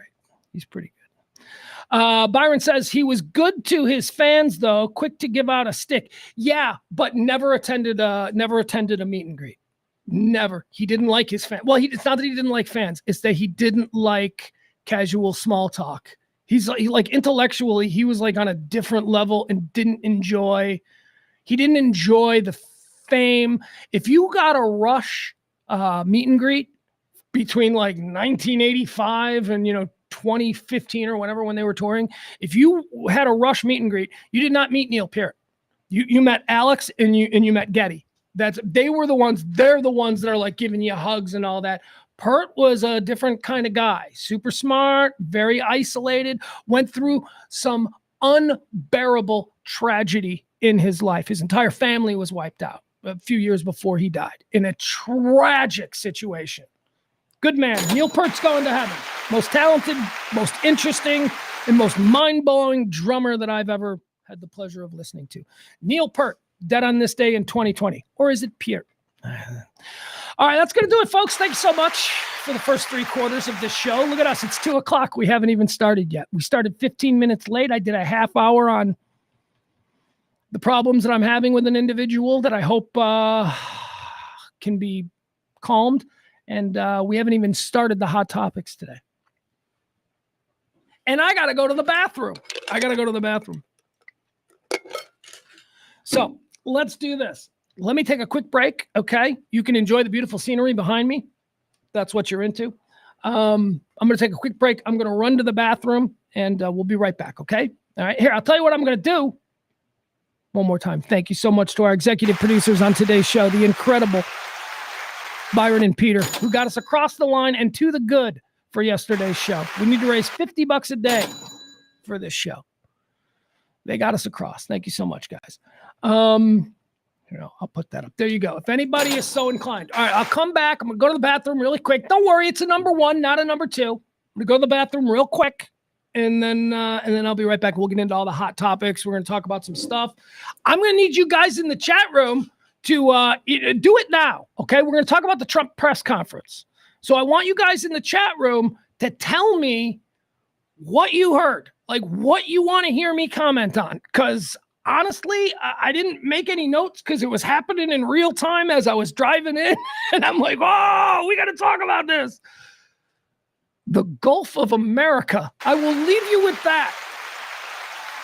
Greenland. Let's go. Ain't nobody using Greenland. We can use it. All right, I'm going to take a quick break. I'll come right back, okay?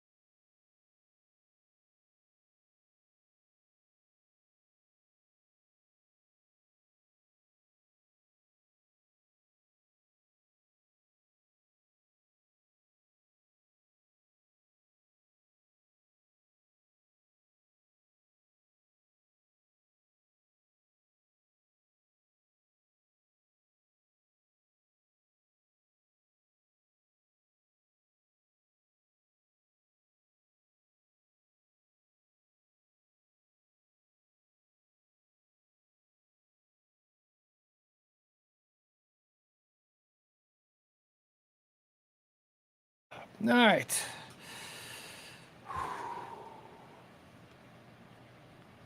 All right, I feel good. All right, we can stretch out now. We can stretch out. We can relax a little bit. We can get into all the things that are happening in the world today without being pressed for time. I got nowhere to be. I got a meeting at, what is this, 3:30? So I guess I got to wrap this up in at least the next hour and a half. Oh, boy. It's cold. I tell you, it's cold. All right, let's get started. It's 4:15. These are all the things that are happening today. The rant continues. Thank you for allowing me that bit of a break. One.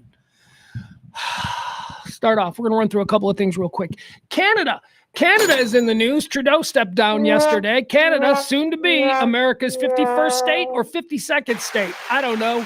I don't care. I don't want to spend a whole lot of time talking about Canada until it's, another star on Old Glory. It's cold. Let's talk about the weather. It's cold. It's very cold. Currently here in Dallas, Fort Worth, the Metroplex, we are all getting, we're getting ready. Let me see, what is the current temperature? You people, my friends, all my friends in the Midwest and the East Coast, and some of you tune in from time to time, you'll be laughing at this. We're losing our shit because it's 39. It's 39. Want to hear the real feel? Oh, but it feels like it's 36. So that's terrible here. Pray for us. Pray for us in Dallas where it's not even freezing yet. But the worst is coming. At least that's what they're saying. My weatherman of record, do you guys follow Frankie McDonald? Do you guys know Frankie McDonald? Oh, my God. If you're in the weather game like I am, Frankie McDonald is the person you got to follow. Frankie McDonald is a special needs kid from Nova Scotia who dreams of one day being the world's weatherman. And whenever there's a weather event, Frankie McDonald posts from Nova Scotia, from up there in Canada, the most comprehensive, passionate, and informative weather report I have ever seen. I'm sorry, Pete Delkus, or maybe those of you in Chicago, Tommy Skilling. I think I found the guy, the GOAT, Frankie McDonald. Here he is yesterday. This is his weather forecast for Dallas in the coming days. Sorry. I love Frankie. I'm so pleased that Frankie got around to focusing on us here in North Dallas. I've been waiting for us to have a weather event that would get Frankie's attention, and here we are. Let's do it. Weather for Dallas-Fort Worth, as told to us by the Globe's weatherman, Nova Scotia's own Frankie McDonald. This is Frankie McDonald, my own TV station live in Sydney, Nova Scotia. Major snowstorm is headed towards Dallas, Texas on Thursday, January 9, 2020. It's going to bring up to 6 to 12 inches of snow or more. Then it's going to bring really cold temperatures after a snowstorm in Dallas, Texas. It's going to bring really dangerous driving conditions and really treacherous driving conditions. Roads will be snow covered. The streets, roads, highways, and interstate highways will be snow covered. There'll be snow drifts, blowing snow, drifts of snow. It's also going to hit Fort Worth, Texas, and the surrounding areas. It's going to bring a lot of snow. Winds are going to be really, really strong. It's going to cause blowing drift of snow. There'll be big snow drifts in Dallas, Texas, and the surrounding areas as well. It's going to bring a lot of snow in Dallas and the surrounding areas as well. People in Dallas, Texas, be prepared. And if you went to boot, I like that. Yeah, this is the important stuff. There's a personal message from Frankie McDonald to us, the proud citizens of Dallas, Texas. He had to clear his throat. He had a little bit of a cough there. It's a little chilly there in Nova Scotia this time of the year. So let's listen to Frankie's personal message for us. He's got some tips. I think we should all, I'm going to give you a moment here. Get a piece of paper, maybe a pen, something to write with. Here you go. It's going to bring a lot of snow in Dallas and the surrounding areas as well. People in Dallas, Texas, be prepared. And if you went to boots ready, winter jackets ready, hats and gloves. Hold on, you're going too fast, Frankie. Have your boots ready, have your hats ready, okay? Be prepared. And if you went to boots ready, winter jackets ready, hats and gloves, scarf and ski pants. Hats and gloves and scarves and ski pants. And I believe he suggested we all run out and get tractors. Is that what he said? Something about get our tractors ready? And if you went to boots ready, winter jackets ready, hats and gloves, scarf and ski pants is ready. Order your pizzas and order our pizzas. Chinese food. Bye. Order our Chinese food. Okay, so we got to order our pizzas and our Chinese food. Winter jackets ready. Hats and gloves, scarf and ski pants is ready. Order your pizzas and order your Chinese food. Buy cakes of Pepsi. Buy cakes of Coke. Do your grocery shopping. Don't wait till... He's not bought. He's not purchased by anybody. Coca-Cola, he ain't taking money from Big Soda. If you want to buy Coca-Cola, that's fine by Frankie. If you want to buy Pepsi, that's fine too. He is not bought and paid for by Big Soda. Your pizzas in order to try and buy a case of Pepsi, buy a case of Coke. Do your grocery shopping. Don't wait till the last minute. Do it right now. Make sure every smartphone, cell phone, laptop, tablet charge. Every 3G, 4G, 5G, and LTE ready as well. With a drive car, take your drive a car. Slow down so you don't get in a car accident when you go for a walk. Be very careful walking so you don't slip and fall. Make sure your furnaces and heat pumps ready. Turn on your furnaces and heat pumps to keep those warm. Drink lots of green tea, white tea, red tea. Wait a second. I think Frankie might be in the pocket of Big T. Why is he forcing tea on us? I don't drink tea. Why am I drinking red tea, white tea, green tea? I didn't know that there were that many varieties of tea. Turn on your furnaces and heat pumps to keep those warm. Drink lots of green tea, white tea, red tea. Drink lots of green tea, keep it warm. What is white tea? Is that really a thing? Hey, for extra blankets ready to keep warm, so make sure your shovel, snow scoop, snow blower, snow plow, salt trucks ready as well. These way, everybody living in Dallas, Texas, be prepared for a major snowstorm on Thursday, January 9th, 2025. Take care, stay safe. Don't get caught in a major snowstorm. Stay warm and be safe. Look at our guy. How do you not love him? I'll tell you something about this dude right here. This dude right here is...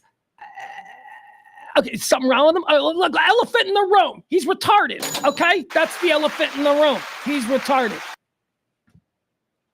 But as Al Capone, or at least as Robert De Niro, portraying Al Capone in The Untouchables, said, in life, you must have enthusiasms. This dude's got enthusiasms. This is his thing, man. You know, these guys, these people who have this handicap, okay? And it is a handicap because a handicap is anything that puts you at a disadvantage with the rest of society, right? So it's a handicap. Hey, Pugs is trying to justify that being retarded isn't a handicap. Now, of course, I know it's a handicap. But my point is this. Expectations for this guy, not the same as maybe it is for you or for me or for our kids. You know what the expectations are? All we can want for these gentle spirits who have been touched by this thing that is different from what we're getting in life, okay? All we can hope for them is that they're happy. Have you ever seen a retarded person cry? It is like the most sad thing ever. I don't know why the applause button is hitting for retarded people crying. Seriously, go spend some time at Six Flags. You will see retarded kids crying at Six Flags. It's tragic. This dude is loving life. Look at his smile. Frankie McDonald. You can all do better. Frankie's out there. He's contributing. Thank you, Frankie McDonald. All right, let's see. What is the real forecast? Not to downgrade what Frankie's getting into. Let's see what okay, so here we are. We're in Dallas, right? Let's see. What is this? Let's see what this is. All right, here we go. So here's actually at this point, this one's probably pretty old, huh? Nope, that's not it. Yeah, there it is. This one's probably out of date. People in the chat room saying that they're backing off on the snow predictions for DFW. Here we go.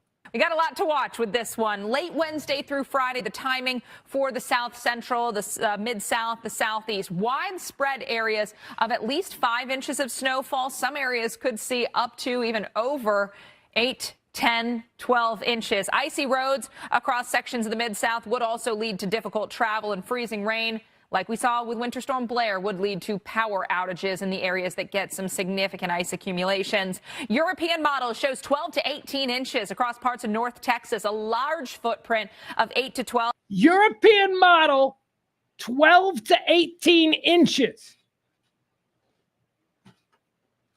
That's the big one. That's the one everybody's leaning into because the European. But as far as I can tell from tracking hurricanes, isn't the European model the one that's always fucking way wrong? It's like, what? And also, European model is predicting 18 inches. I don't think so. They don't use inches in Europe. Oh, I get it. What do they use? Centimeters? 15,000 centimeters. I mean, I don't even know how that works because, again, I'm stupid. 12 inches from southwestern parts of Arkansas, southeastern Oklahoma, and North Texas. But notice that snow getting all the way down to south of Waco, closing in on Austin. GFS model keeps the snow focused around and especially north of Waco. That 8 to 12-inch range would be focused. Why is she saying Dallas? She's like, that keeps the focus there just north of Waco. Yeah, you mean the nation's 4th largest metropolitan area? That's what's north of Waco. Especially across parts of Arkansas. So not as much snow, but a very similar footprint, according to the GFS. This is your timing. We get you into Thursday morning. Snow begins. All right, so Thursday morning, we're going to wake up here in Dallas. It says snow. It says we got some snow here. This is Dallas. This is snow. Purple is wintry mix, and then this color is rain. I don't know what the fuck green is. Hydrogen gas? I don't know what green is, but whatever. In places like Dallas and Abilene and San Angelo, Little Rock, you've got snow during the evening hours of Thursday. That'll continue overnight into Friday morning. Memphis, snow for you. Tupelo, snow. Jackson, you could be looking at wintry weather, freezing rain, changing over to plain old rain, moving out late Friday. But by then, yeah, but by then it'll be too late because the city that can't handle a dusting of snow is about to get wet feet of snow, which is it's going to be wild. I'm looking forward to it. I think it's funny. I mean, we're going to shut down. We're shutting down. It's Tuesday. We're this whole city anticipating this. We're gonna shut down tomorrow night, right? Wednesday night, when you put on your primetime television or whatever, you're not going anywhere until at least Monday. Your kids sure as shit ain't going to school. There's going to be no school. They're going to preemptively cancel school. They do that here in Dallas. Something that they never did for me when I was a kid. Do you know that I used to walk and stand at bus stops for a school bus in minus 50 wind chill factors at like 7 o'clock in the morning, and there was never even a consideration of canceling school? That was the bad one. The snowstorms and stuff, we never got school canceled. People who go to school in places where blizzards are normal, they tend to go to school through blizzards. In places where it's not normal, they cancel school for the semester on the hint of a snowfall. And that's kind of what we got here. Do you know that after Christmas? Well, of course you do. Of course you do. I'm speaking. I shouldn't. Many of you have children of your own.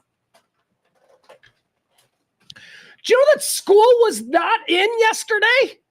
Monday, the Monday after having like 23 days off or whatever the break is now for Christmas that kids in America get. They didn't go back. They didn't start school Monday. They had Monday off. My cat called my cat. I'm walking the dog last night because I'd heard that the friend of mine's kid didn't go to school. They were supposed to have a meeting. They're like, yeah, I didn't know that school was off today. I'm like, why is school off today? He's like, I don't know. Then they'll go back to tomorrow. So I'm walking my dog last night and I call my kid and I'm like, hey, did you have school today? And he goes, no. And I go, what? Why? Why didn't you have school on the Monday 6 days after the New Year's Day holiday? I don't understand I don't get it. So anyway, they won't be going to school Thursday and Friday either. Kids are going to be out of school again. We do not go to school enough. Our kids are not in school enough. Anyway, back to the blizzard. The blizzard is going to happen. We're not doing anything after Wednesday, right? Going to the store. My dumbass is going to go to the store Wednesday at like 6 p.m. There'll be nothing. And I'm not like stocking up. I'm like, oh, what do I need? What do I need? You know what I need? I need shit that I would need. I need to stock up on shit that I need to run out to the store for. You know what I mean? Like, I'm not going to buy meat or anything, but I might need to run out for some milk. So let's just get some milk. Let's just get milk. Let's get that. Some soda. Although I'm drinking water. Oh, geez, I told you. Part of my New Year's resolutions, I'm trying to drink water. I'm not good at it. I suck at drinking water. Frankie B says, when is the not the Cotton Bowl? Yeah, Thursday. Thursday night of the Cotton Bowl at AT&T Stadium, which you're absolutely right, dude. That is not the Cotton Bowl. That is not the Cotton Bowl. The Cotton Bowl is a building, I don't know, about 2 miles from here. It's a historic building. It's a stadium. They haven't torn it down. It's literally called the Cotton Bowl. But for some reason, the Cotton Bowl is now being played a couple of miles west in Arlington now at AT&T Stadium, and the actual Cotton Bowl. They should have played that fucking game in the actual Cotton Bowl on Thursday. Oh, whee! In a snowstorm. The college football playoffs. Elements be damned. Let's go. Let's play this. Isn't Texas at a serious disadvantage, though? I mean, if that happens, this is because Texas players are going to be like, yeah, we ain't practiced in this. And Ohio State players are going to be like, yeah, this is Tuesday. This is basically how we practice every day. I don't know. That's going to be an AT&T Stadium. It'll be fun. It'll be climate controlled. The outside is going to be hell. You know, how's that going to work? If Dallas is going through the largest snowfall in its history, which is what, if the predictions hold up, it will be. 11 inches fell 10 years ago. Here, what is the record? The record, this was from Delkus. Boy, Delkus put this out. You know, when Delkus says something, it's real.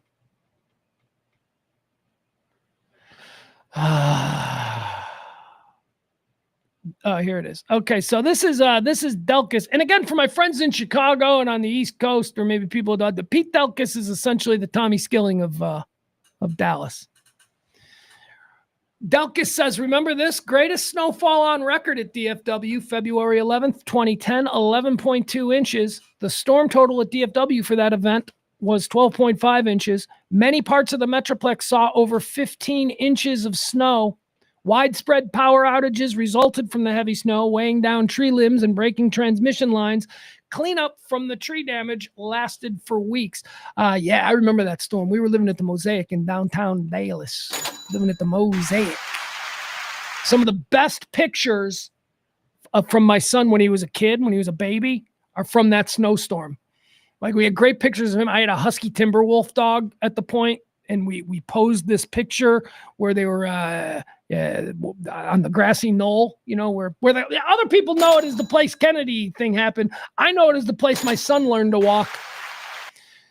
We posed this really cool picture on the grassy knoll where it's like Mason was a baby and he's all bundled up and he's in a snowdrift and he's like sort of straddling this husky timber. Oh, it was so cool. It was such a cool picture. I don't have that picture. Mama's got that picture.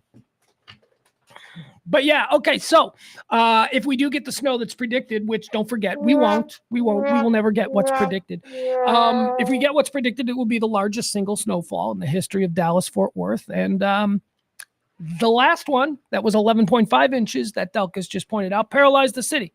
The city's not prepared for the kind of snowfalls that they're trying to gin us up into thinking that we're going to get. City's just not prepared for it. It's not. New York City isn't prepared for that.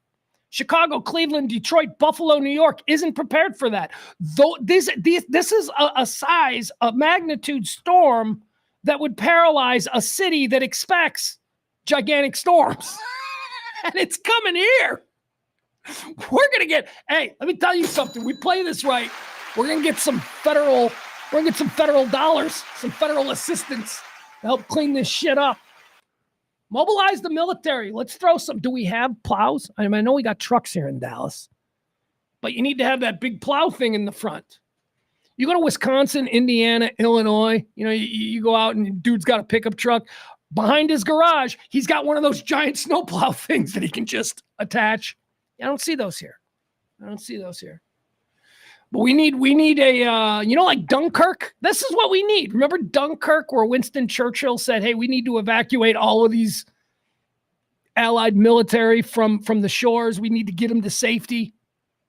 And so he utilized, Churchill said, hey, if you're a fisherman, I need your boat. Hey, if you're a pleasure cruiser, I need your boat. That's what we need to do here in Texas. We need to rally everybody who's got the capability to plow snow, and we got to get them in teams, and we got to clean this shit up. Because the government, the county, the state, they just don't have, the entire region of the country does not have the snow removal stuff that is needed. So what are we going to see? We're going to see convoys of snow plows coming from where? Colorado? They're going to come down 35. We're going to see more of them coming from Illinois and Iowa and all of that shit, places that get snow. They're going to donate their trucks. I'll tell you, I'm looking forward to it. I'm actually hoping that it happens. I mean, I hope there isn't tragedy, of course, right? But I'm hoping that we get a really big badass snow and that we're all locked in one place Wednesday to Monday. Thinking we got a lot of good football this week. Oh, as long as you got food and as long as the power stays on, let's go. Good stuff. All right. So we're expecting widespread outages and all kinds of things here in Texas. But as I say, it's quite possible that nothing is actually going to happen. Let's see here. All right, let's talk a little bit about the Trump press conference. Trump did a press conference today. Here, let me pull it out. I'll just read from it. He said a number of things that caught my attention that I just went, yeah. Like you're talking about Greenland. That got floated yesterday because I guess Don Jr., the Prince Don.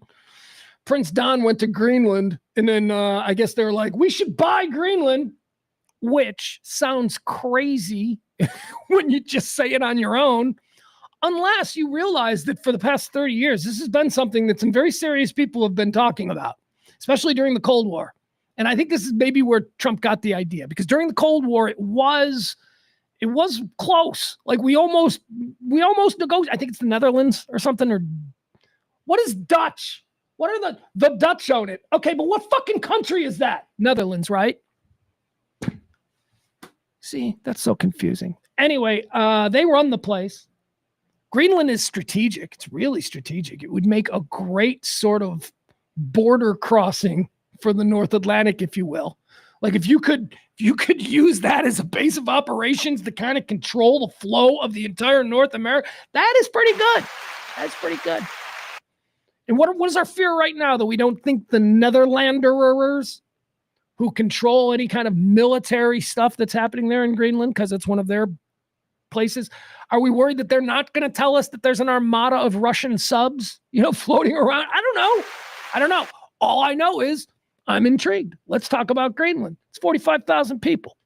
What do we care? It's 45,000 people. They'd be happy to be Americans. You think they like being Dutch? No. They want to be us. How does that affect us? How does that affect, and by us, I mean Texans, because we're not the biggest state anymore. Sorry to break it to you. Well, I guess we're not now either, right? Isn't Alaska bigger than us? I don't know. Doesn't matter.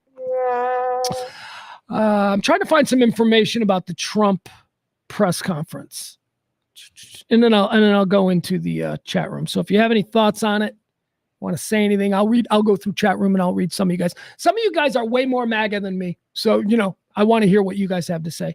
Oh, look at this. Mediaite. Here are the 5 craziest moments from Trump's off the wall presser. It wasn't off the wall. It's only off the wall if you're gutless. It's only off the wall if you're not looking at this world saying, well, we could either give it one last try or just burn the whole fucking thing down, which is where I am. So if you're in that headspace, this was not quite so off the wall. This was like, yeah, let's do some radical change. Let me tell you something else that I'm really liking about this Trump thing. And I've ranted about this for years. We're stupid and we're unhealthy. That's who we are. The American people were like, I'm fat and stupid. But you know what we got? We got money. We got bombs. We got fists. Nobody fucks with us because we're big, dumb, and stupid. Okay? That's who we are. We made that choice. We decided to turn our education system, especially at the higher levels, into a profit center. And then we also decided to do that with our healthcare. So we got a lot of poor, sick, stupid people in this country. So what was the trade-off? I mean, we could be fucking Switzerland or Norway. We could have a whole bunch of healthy people who are, cancer-free, and they know it because they get their yearly checkups for free. They're educated at the highest level. We got a nation full of physicists like they do over there in Sweden or wherever the fuck. No, but we don't have that. Because we got the power to kick the fucking shit out of everybody on this planet. So if you don't like the fact that we're big, dumb, loud, and stupid, guess what? That ship has sailed. We're the United States of America.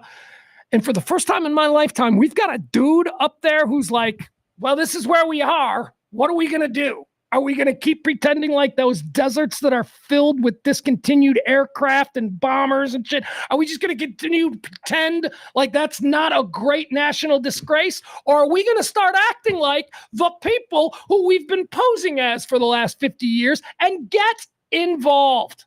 Do I sound like a hawk? I don't know. I think the world needs a hawk. And by the way, it's not the same thing. We're not going to have a draft. This is all about robots and drones at this point, baby. And the Chinese are better at making robots and drones than we are, so we better hop to it.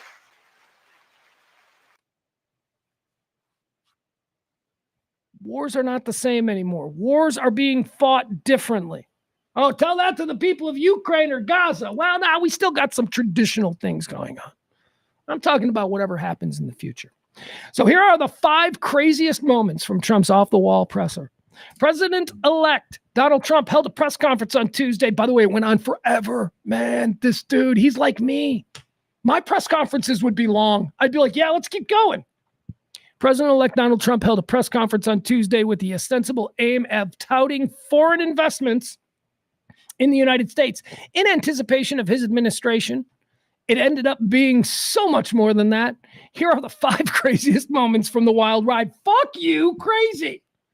How about fearless? How about we can clutch our pearls and go, well, we can't do that because of the way the European Union will react. Fuck the European Union, okay? We're the United States of America, and I'm tired of us acting like we gotta play matchmaker for everybody. No, we gotta play daddy is who we need to be, all right? Maybe domestically, we've often, been derisively referred to as a nanny state or a mommy state. But you know what? To the rest of the fucking world, it's time for daddy to come home. And that's what I got from Trump's press conference. And again, I'm not a Trump guy. Never voted for him. I might next time. Let's see. But as I said, when he was elected, I said, I'm tired of being distracted by all of these social things. He's a racist. Well, you know what? Most people at that level of life are fucking racists. Most people born in the 1930s to great wealth are fucking racist, at least a little bit. So please, stop trying to shock me with your investigative finds. I don't care. I don't think he's a racist. Like, I don't think he's a Nazi. And, this is where the whole conversation about who this guy is. Who is he? He is a egomaniac narcissist who knows he's going to be dead in the next 10 years. And he wants to be remembered as Caesar. Now, how did the people and the citizens of Rome, did they benefit at all from all of this glory seeking that Caesar did? Yeah, they did. And it was great for Caesar, and Caesar is Caesar, and Caesar is a god and all that shit. But you know what? The people of Rome had it pretty good under Caesar. So if that's where we are, if that horse is out of the barn, let's ride this fucking orange con man into whatever we can get out of it. He wants to be Caesar, I'll let him be Caesar. But let's go. Americanism 101. Now, I'm not saying we go in and we take over and we start waging wars. But it's time for people to start being afraid of us. It's time for people to maybe, is this the madman? What do they call it? The madman theory or whatever, where if a powerful person starts acting erratically, everybody will suddenly give the powerful person whatever they want because they are afraid of the erratic action. It might be this. It might be the whole madman thing. I don't know. But I know that I'm a man in my mid-50s and I ain't going to be around much longer. And let's go. All right, so let's get into the 5 things that they found to be the most troubling. And I'll tell you why they're probably not troubling. Possible invasions of Panama and Greenland. Yes. Okay, not so much Greenland. I don't think we're going to have to invade Greenland. I think Greenland's going to be like, you want us? And we're going to be like, yeah, Greenland, we want you. And they're going to be like, oh, my God, we're so flattered. Greenland's not going to be a problem. Panama, yeah, you're damn right. You're absolutely damn right. We should go down there and we should take over Panama. The Panama Canal was built, engineered, conceived, and spent trillions at this point of American money on that thing. The Panamanians didn't put that thing together. We did. And it is the most important economic engine of this hemisphere. And for some reason, the United States of America went, yeah, you guys can have it now because we're nice. Right? This happened back in the 70s. We gave back the Panama Canal like it was some artifact stolen during a world war. We built that fucking thing. Yes, it was in your country. We convinced you that, hey, you know what? Your country would greatly benefit. Why don't you guys just sit the fuck back, play with your monkeys, pick your bananas, whatever the fuck happens in Panama, and let American ingenuity change the world? And that's what we did. And for some fucking reason in the 1970s, we're like, yeah, let's give it back to them because we're good people. That was the dumbest thing that we ever did. That's a stupid Democrat thing. Was that Carter? Was that Carter who gave back the... Yes, it was. It would have to have been. It wasn't Ford. I know it wasn't Ford. Okay. So I don't have a problem with Trump now going, hey, you know what? One other thing, now that I got a second term. What's up with the Panama Canal? Let's go take that back. Yeah, let's take that back. Let's take that back. And when they resist us, we just be like, hey, look, this whole area now around the Panama Canal where all these ships, where the whole Western Hemisphere's economic engine is fueled. We control this now. You people fine. You people just stay away. What are they going to fight for with this Panama? Just put it in a puppet government, pump a whole lot of money into it. They'll be fine. Panama will be fine. Trust me when I tell you that the people of Panama will be better off with the United States running that thing than the corrupt dictators that they've been putting in charge of it for the last 40 years. All right, so there you go. Trump says, hey, let's take the Panama Canal back and let's get Greenland. I say, let's go to both. Gulf of America. Now, this one is what caught my attention. I wasn't really paying attention because he's a crazy man. And I was doing my stuff this morning and I hear him and he's like, we should call it the Gulf of America. And I'm like, yeah. I mean, totally unnecessary and, completely just, something probably not the healthiest of good emotional feeling is derived from that. It's probably not good, but yeah, I get it. Gulf of America. Fuck you, Mexico. Mexico, you have not been a good partner in here, the North of America. You've been just kind of like, again, another situation where why can't you be more like us in Canada? What the fuck is going on, Mexico? Get your shit together. You come to this country and you're the hardest working fucking people that we have. Oh, don't take that away from them. The Mexican people are not lazy. The Mexican people are smart. They have great food. The women are hot. And when they come here, they buy starter homes in shitty neighborhoods and they turn those neighborhoods into nice places. Any poor Mexican neighborhood in America has the nicest lawns. That's a fact. That's a fact. So yeah, so it's time for Mexico to fucking get their shit together. It's 2025. People chasing chickens and living in hillsides. Well, Pugs, it's because of, I don't know what it's because of, but unless we get tough and say, you guys got 10 years to look more like, I don't know, Arizona, or we're making you fucking another part of the United States and we'll do it ourselves. The Mexican people deserve that.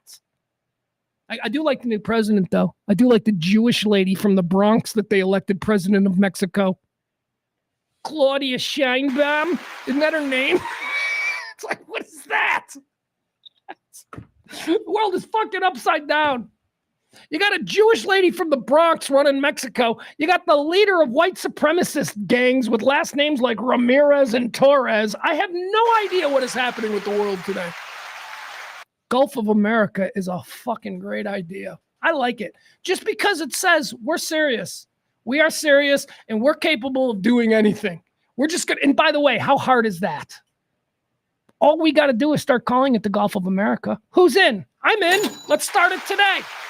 Start it today. Never again refer to it as the Gulf of Mexico. It is now the Gulf of America. It should be easy. A lot of you carried the freedom fries thing on for years. Remember that when we stopped calling French fries because of, stupid people thinking the French did something wrong when they didn't. And then we had to call them freedom fries. Yeah, I never did that, but some of you morons did. Here we go. It's going to be the Gulf of America from now on. Starts with us. Starts with us. All right, what else? What is number 3? Let's see. At one point, it says Trump took a detour to discuss Democratic policy on energy and various household appliances. Here's what he said. Here's a quote. He, talking about Biden, wants all gas heaters out of your homes and apartments. He wants them to be replaced by essentially electric heaters. I don't know what it is with electric. This guy loves electric, said Trump. He continues, we're going to be ending the electric car mandate quickly. By the way, this guy loves electric, and we don't have enough electric. Does he still think he's running? Stop with this shit, man. All right. So you can sell electric cars, so you're getting away from electric cars. Does Elon know this? Is Elon like, hey, dude, I don't know. I'm not going to agree with everything that this clown show says, but I got to tell you, I like a lot of his mojo today. All right, electric cars. So let's get rid of electric cars. Just cause. Why are we getting rid of electric cars, Mr. Trump? Just cause. Cause, libs. Okay, getting rid of electric cars, no one libs. My next car, the next new car I buy is probably going to be electric. And I think many of us can say that. There's a lot more electric cars coming. There are too many cool-ass looking electric cars out there. And as every year passes, they get better and better at what they're trying to do. This ain't like, driving a 2006 Prius. Remember those garbage tin cans? My buddy Dick had one and it started only like half the time. It's like, what's the matter with it? I don't know. First generation. Let's see. What else did he do here? They say, I didn't see this. Hezbollah Capitol rioters. Okay, so here we go from Trump's press conference today. It says, in yet another made-for-TV moment, Trump was asked if he was, here's the question, you planning to pardon those who were charged with violent offenses for their role in the January 6th Capitol riot? Trump responded by the question. You see, this is media. This is a well-funded, well-sourced media. They can't have an editor. Trump responded by the question. Now, what you mean to say here is Trump responded to the question by saying that we're looking at that. The pardoning. Before declaring that, we have to find out about Hezbollah. We have to find out about who exactly was in that whole thing. Hezbollah. All right, that's wackadoo crazy. I like that. That's something for stupid people. He's just out there. He's like making sense on some things, some very high concept things, like why it might be a good idea for us to have more of a presence in Greenland, or why we absolutely should take back control of the Panama Canal. Those are reasonable things that can be discussed by smart people at the highest level. But then he gets into, it was Hezbollah who did January 6th. See, he's fun. He's an entertainer. He's a showman. Caesar knows how to keep us in the palm of his hands, man. Keeps us back on our heels. Hezbollah. Wait, what? Wait, Trump is now floating that it was Hezbollah on January 6th? Hey, crazy kookster. All right, that's going to do it for at least what Mediaite says about it. All right, let me go to the chat room. I'm going to read some chat comments. If any of you commented on this, I'm now going to read your comments. Let's see here. Yeah, okay, not a lot of comments. All right. Christine, they don't want to be U.S. Denmark. Christine says Denmark is who's running things there in Greenland. Are they Dutch? What are the Netherlanders? What is the Netherland? Man, that part of the world, man. It's so weird. I don't know what any of these countries are. Anyway, Nina, speaking for the fine folks of Denmark, Greenland, she says they don't want to be us. How do you know? Of course they do. Who wouldn't want to be America? Look at us. Look at us. We're glorious. Nina also says, and they're all MAGA.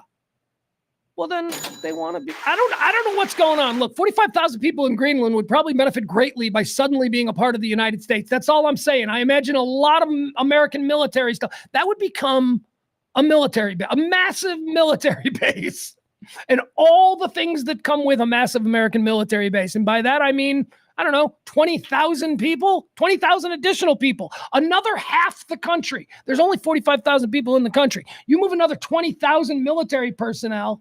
And what do you think happens? They need bars to go to. They need restaurants. They need grocery stores. They need housing. They need neighborhoods. Some of them are going to marry Greenland people, although probably not. 45,000. I imagine there's some ugly women. I imagine the hottest chick in Greenland. Well, the hottest chick in Greenland might actually be a legit hot chick. I'll put it this way. I bet a Greenland 9 is like a Toledo 5. There you go. Just because there's only 45,000 people there. Anyway, I got distracted. That's what happens with the stream of consciousness. Let's keep going. All right, more in the chat room. Nina. It's so hard for me to scroll in this chat room. This is not a good setup for Restream. They don't want to be us, Nina says, and they're all MAGA. Okay, see, this is hard. I was just hoping to read statements, but unfortunately, some of the people in the chat room, like Nina, they're responding to things in real time that I said. And when I say it in real time, you don't hear it till 30 seconds later, and I've already moved 30 seconds down. So when I finally go back to, I have no idea what you're talking about. See, why did that just happen? See that weirdness that just happened?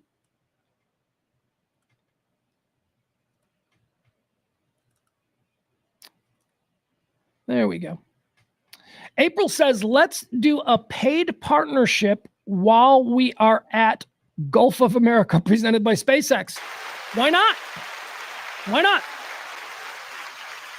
No rules, right? That's something that seems like we wouldn't have done like in 1982. Like, could you imagine private sponsorship of something like, but what, yeah, now I can't imagine it. Why not? What is the programmed reaction to that supposed to be? Oh, that's so inappropriate. Why? Why is it inappropriate? I don't know. It's weird. It's foreign to my sensibilities. The Gulf of America presented by SpaceX. It's foreign to my, but why not? Why not? Look, I've been saying for years that I am shocked. I am shocked that public schools in America aren't sponsored by corporations. Like, how come there isn't a Hewlett-Packard middle school? Right? Why isn't I don't that seems like let's go. Let's pump money into local schools. We can't have that kind of it's gauche. It's gauche to do that. Fuck you. I beg for money every month to keep this show on the air. Gauche. Any port in a storm, bitch. If our kids are gonna get their books paid for, they're gonna get heat, they're gonna get good lunches. I don't give a shit if the worst high school in America located at 79th and Ashland or whatever in Chicago is sponsored by Hewlett-Packard or Amazon. If it's fixing the fucking school, why do we care? Oh, because it's just wrong. Really? You want Jeff Bezos sponsoring inner city schools? Yes, I do. Yes, I really do. And if we have to call them the Amazon School Network, I don't fucking care. Because the money's not coming from anywhere else. And the end result is that one individual might learn something or have a better education experience. That's what we're trying to do. Schools suck. All right, where are we at? Let's do a paid partnership with the Gulf. Nina says Elon needs to be deported. I mean, look, you know me, I think he's a weirdo. So I don't know. Does he need to be? Here's what I will say to Elon needs to be deported. Good luck with that. He's untouchable. This dude is fighting multiple wars with multiple governments at the same time. He's about to get banned from both Germany and the United Kingdom, and he doesn't give a fuck. He's the most powerful person on the planet. I don't know what kind of manipulation or what kind of, thing that he has over Trump. I think that Trump likes him being there because anything that goes completely haywire down the road for Trump and MAGA and this administration, Trump's going to be able to point to Elon. Trump's going to be able to scapegoat that dude. And in the whole country, I believe the whole country, look, the savior, Jesus, is Trump. The people who are crazy, it's Trump. Elon Musk is enjoying this elevated place at the pleasure of Mr. Trump. Mr. Trump is allowing that. He breaks bad on Elon, and oh my God, none of these fucking MAGA diehards give a shit about electric cars or space travel. This ain't a thing. They're going to move on from him as quickly as possible. Now, you'll have a problem with the dude bros, the Bitcoin dude bros who are like 25, who think that Elon is Jesus. I predict that if there is going to be any kind of serious split, it is going to happen probably sometime this summer. I give this administration 9 months before it is in an all-out war with itself between Trump and Team Trump's interests and Elon Musk's personal interests as the wealthiest and most powerful person on the planet. He's Emperor Musk. So you want him out of the country? Good luck with that. I'm not saying it's right. I'm not saying that I'm happy about it. I'm just telling you the way it is. Good luck getting Elon Musk. He's untouchable. It's untouchable. Sorry. Money talks, bullshit walks. Elon Musk is untouchable. Most powerful person on the planet. Prove me wrong. I look forward to it. I hope someone proves me wrong. All right, International Criminal Court. Let's put him in cuffs. I mean, he'll be in The Hague. He'll be in a cell in The Hague for like a week before all of a sudden The Hague is purchased by Elon Musk and he now owns the country. All right, let's move on from Trump's crazy but awesome press conference. A lot of good things there. A lot of crazy. Crazy's always going to come. He's gotta throw a little red meat to the people that got him there. Never forget who brought you to the dance. So Trump's always going to throw out something nutty. But I'm telling you, every once in a while, if you pay attention close enough, he just uses the distracting weird shit to get to some other things. And sometimes those things make sense. He's not a monster. He's not the devil. He's an arrogant narcissist who's not really smart, but goddamn is he driven. Like, he's ambitious. You got to give him that. That's what he is. He's not the fucking devil. It's not Hitler, okay? This MAGA is not the Khmer Rouge, okay? For those of you who understand your history. Let's keep going. Hey, somebody who's got balls. I'll tell you, Joy Taylor has balls. Joy Taylor of FS1. We talked about her yesterday. Joy Taylor got named in a some Joy Taylor. She's a favorite of mine. Not anymore. Because now whenever I say Joy Taylor, I'm going to follow it with Joy Taylor intended to lie about a Fox Sports 1 executive's sexual assault of her if it ever became public that she was fucking him. That's Joy Taylor. According to a lawsuit filed in Los Angeles civil court Monday, news broke of this lawsuit, or I'm sorry, it was on Friday.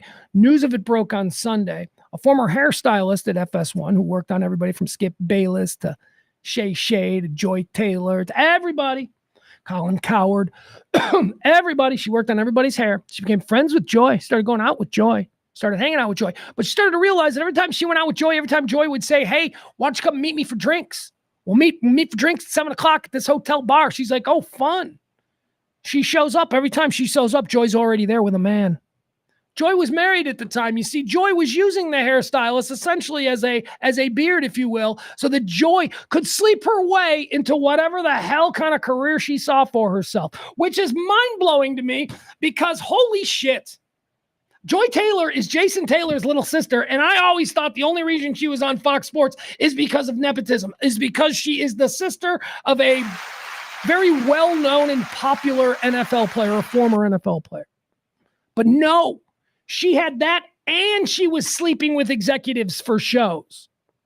And then when Joy Taylor was confronted by the hairdresser about both Emmanuel Acho, Joy Taylor's co-host on one of her shows, and Charlie Dixon, the executive at Fox Sports Law, both of whom Joy Taylor was having a sexual relationship with, according to the hairdresser and the lawsuit.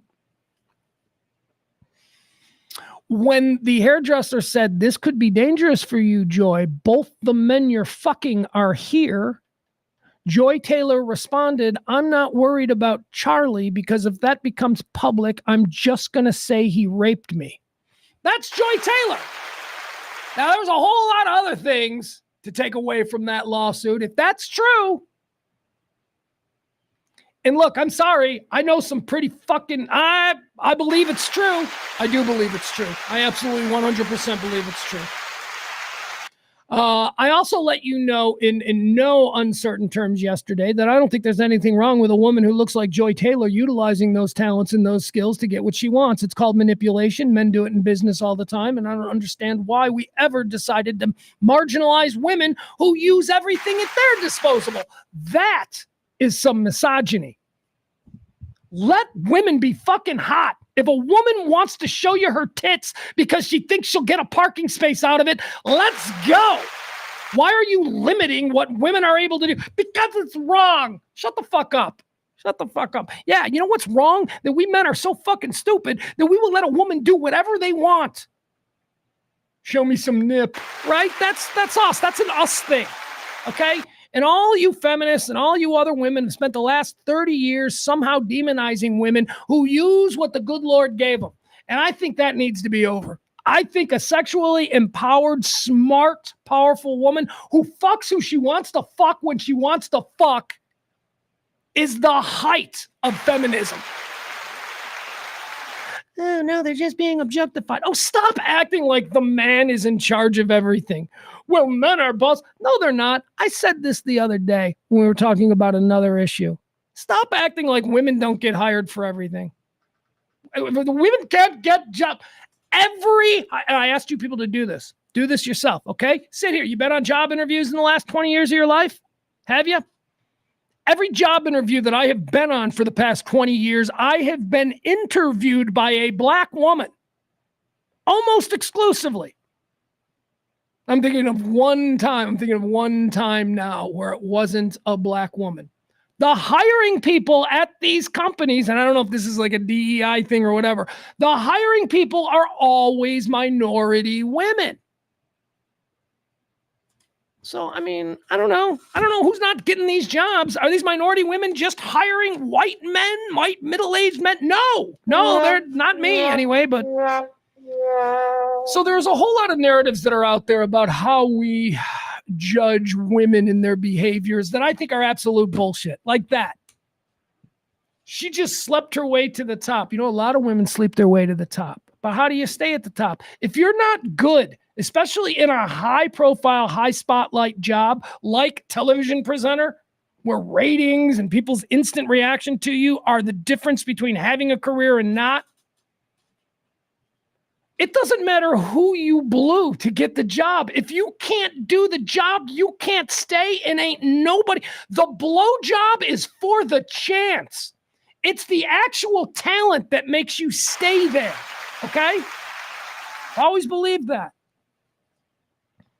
Like I said, man, I'd blow anybody. You really? Really? Wait, a new contract? What do I got to do? Well, you got to blow me. Fuck. All right. Let's get this over with. I got no problem with that. And I don't understand why we demonize women.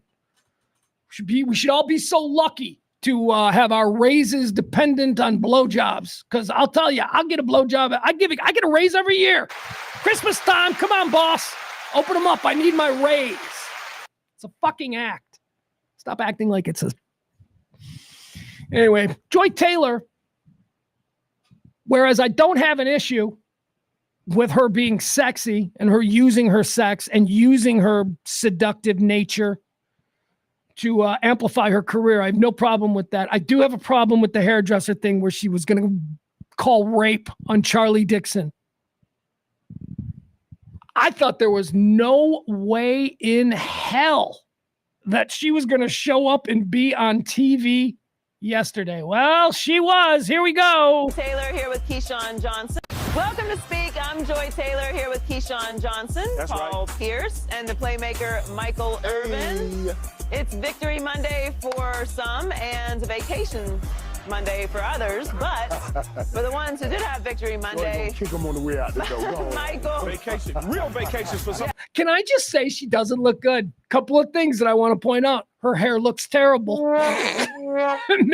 maybe she can't get a hairdresser to do her hair now. Her hair looks like she didn't have the time today to do the things to her hair that she usually does, because you see, today she had other things that were occupying her time. She looks sloppy. She looks like somebody who was in meetings with lawyers all day. She's not all glammed out, but I got to give her credit. Joy Taylor fucking showed up. I give her credit.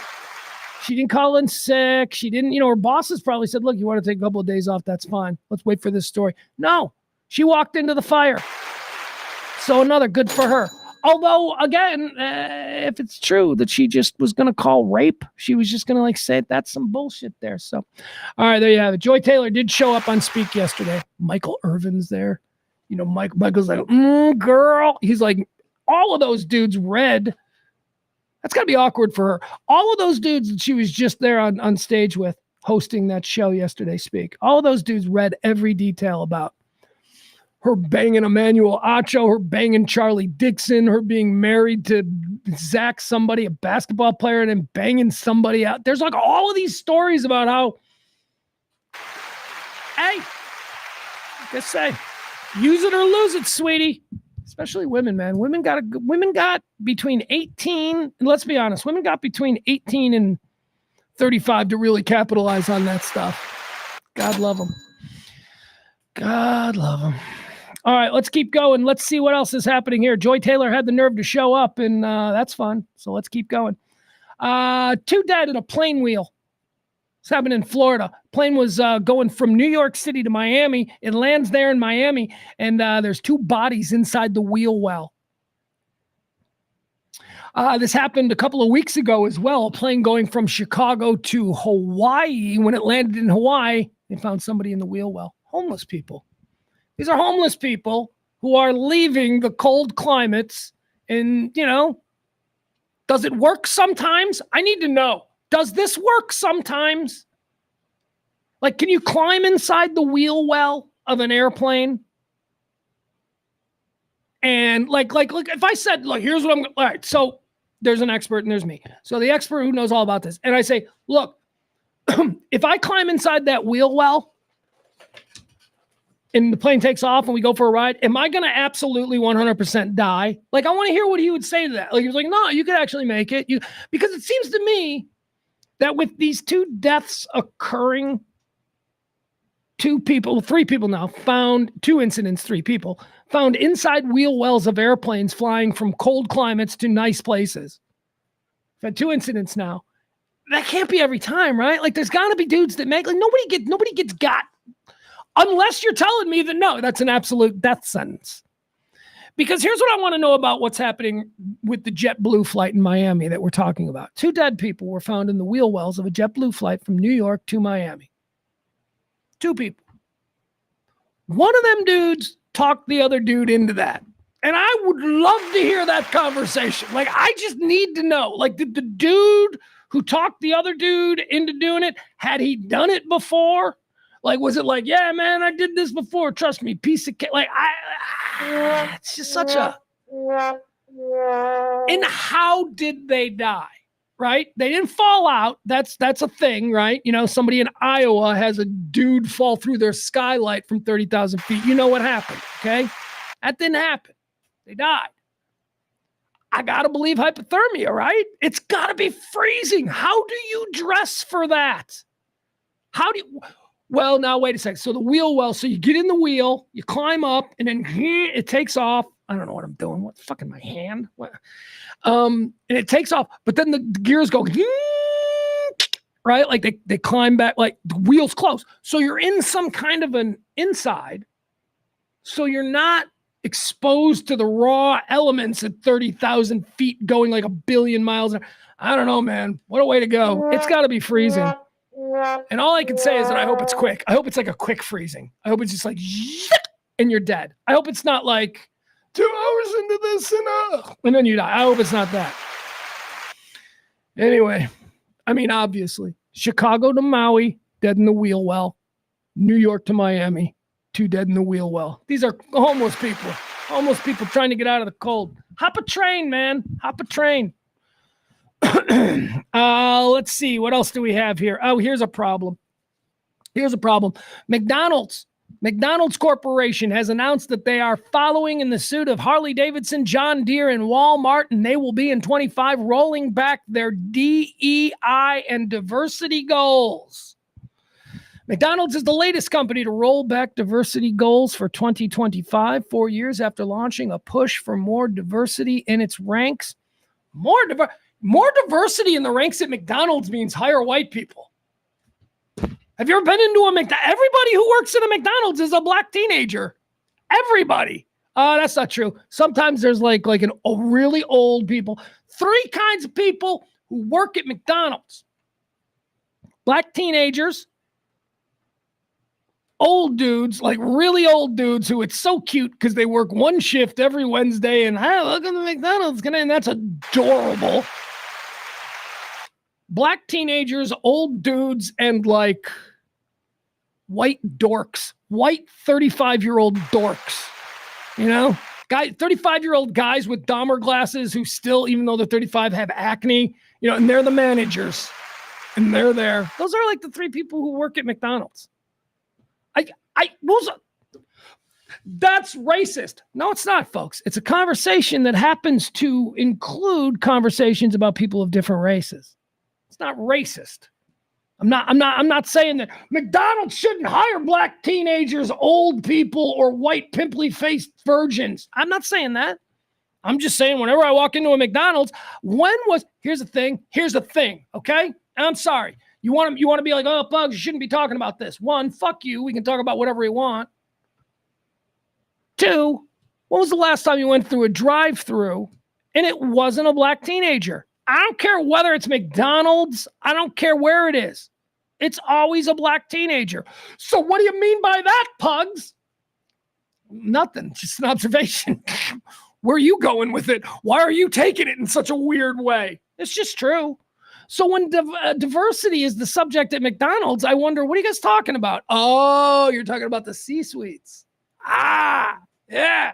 That's what McDonald's going to roll back. McDonald's is perfectly happy hiring anybody for their minimum wage jobs. But when it comes to, Northwest director of promotion with a corner office, yeah, at that point, maybe you need some diversity. I don't know. I know that my friend's dad invented the Egg McMuffin. That's right. That's the coolest freaking thing. He also invented the he also came up with the cold side cold, hot side McDLT, and that was like a bust. But yeah, Chicago McDonald's is a Chicago company, so sometimes you have a friend whose dad works for McDonald's, and there, and in this case, I had a friend whose dad was like, we should do. We should take like what is that? An Egg McMuffin is basically just Eggs Benedict. It's just Eggs Benedict on a muffin, with a top muffin. He's like, what we should do is we should make an Eggs Benedict sandwich. And then check this out. They made the eggs. They're like, how are we going to make the eggs? They're going to ruin the grill. Because they thought when they were cracking the eggs that it would run. Because, like when you crack an egg. So he took a can of tuna fish. And he made it. He took the top off, both the top and the bottom of the can of tuna fish. Cleaned it. And then just put that in the grill and cracked the eggs in there. And that's how we got the perfect Egg McMuffin egg. It was a can of tuna fish. My friend George told me that. His dad came up with that. And I started doing that as a teenager. I'm like, that's fucking great. You mean I can make my own Egg McMuffins? He's like, you sure can. Anyway, McDonald's is rolling back their diversity. Again, I don't think actually at the McDonald's locations. I think this is probably something for their corporate offices. But McDonald's said Monday it's going to retire specific goals for achieving diversity at senior leadership levels. There you go. That's what we were talking about. Yeah, we're going to stop hiring anybody that we don't golf with. We're going to go back to the hiring of the 1980s when your friend's dad was here. All right, whatever. DEI and forced diversity, forced integration, and all that kind of stuff is taking a big hit in corporate America. And it's, again, these are the things that change because of the results of the election. And I don't know if it's good or bad. I don't know. I was never really one of these DEI warriors. You know, I'd like, that's a term that we all know. I don't even know what it stands for. Diversity. I got no idea. I don't know. I don't care. I think you hire somebody who's good for the job. And I understand that that's a bit of a reductive, certainly oversimplified way of looking at corporate hiring practices. But okay, so I'm not in that field. I don't give a shit. I shouldn't have an opinion. I don't have an opinion. I'm just telling you, McDonald's is going back to sleep, I guess. They are no longer woke. Or at least that's what they want. They want people to think they're woke. They're not woke, right? Because woke became a bad word. Where did that come from? Like where did woke come from? Didn't it come? And like I think I want to say like the first time I heard the word woke used, it was probably by a heavyset black woman. You know, it's probably like, woke. You know, it was like something like that. And I'm like, okay, and it's one of the words that they got. And now the only time you hear that word is like, you know, it's somebody's obnoxious grandma in a red MAGA hat. I'm tired of woke education. You know, that word was like a part of like a culture. It was like a very specific word. It was a part of a very specific American culture. And then the exact opposite cultural end of the cultural spectrum has sort of adopted that word, and they use it now as a pejorative. I think originally woke was used as a glorification. I'm woke. Now it's almost entirely used as a pejorative, which, congratulations, they won. They won the word. They took over the word and they ruined it. What does woke mean too, right? I always took it to mean, like, what does it mean? I always took it to mean that I am awake, that I am no longer numb to my surroundings. I am no longer sleeping through this life, that I am paying attention. That's what I thought it was. So you know what? I'm fucking woke. By my definition. Let's take the word back. I'm fucking woke. I ain't sleeping. You fuckers might be sleeping and numb. I ain't sleeping. I'm watching you all. I am woke. Maybe not. Maybe me and my 25 chat room listeners don't have the influence to really change the narrative surrounding a word, but we can try. We can try. Ah, man. I don't want to do this one. Yeah, okay. I didn't have time to really watch this whole thing, and I don't want to go into it without having, because I think it's going to, but did you see Zuckerberg? Mark Zuckerberg did some changes are coming to Facebook, I guess. So Mark Zuckerberg made a video today where he stared into the camera and he's like, yeah, we're changing things. I don't know what they're doing. I think whatever they're doing at Facebook, whatever the changes are, I think the asshole class is applauding. I think whatever it is that Zuckerberg announced today, we'll talk about it tomorrow. I just don't want to go into it because I think it's going to be something I'm going to have to pay attention to, and I'm really going to want to dig into.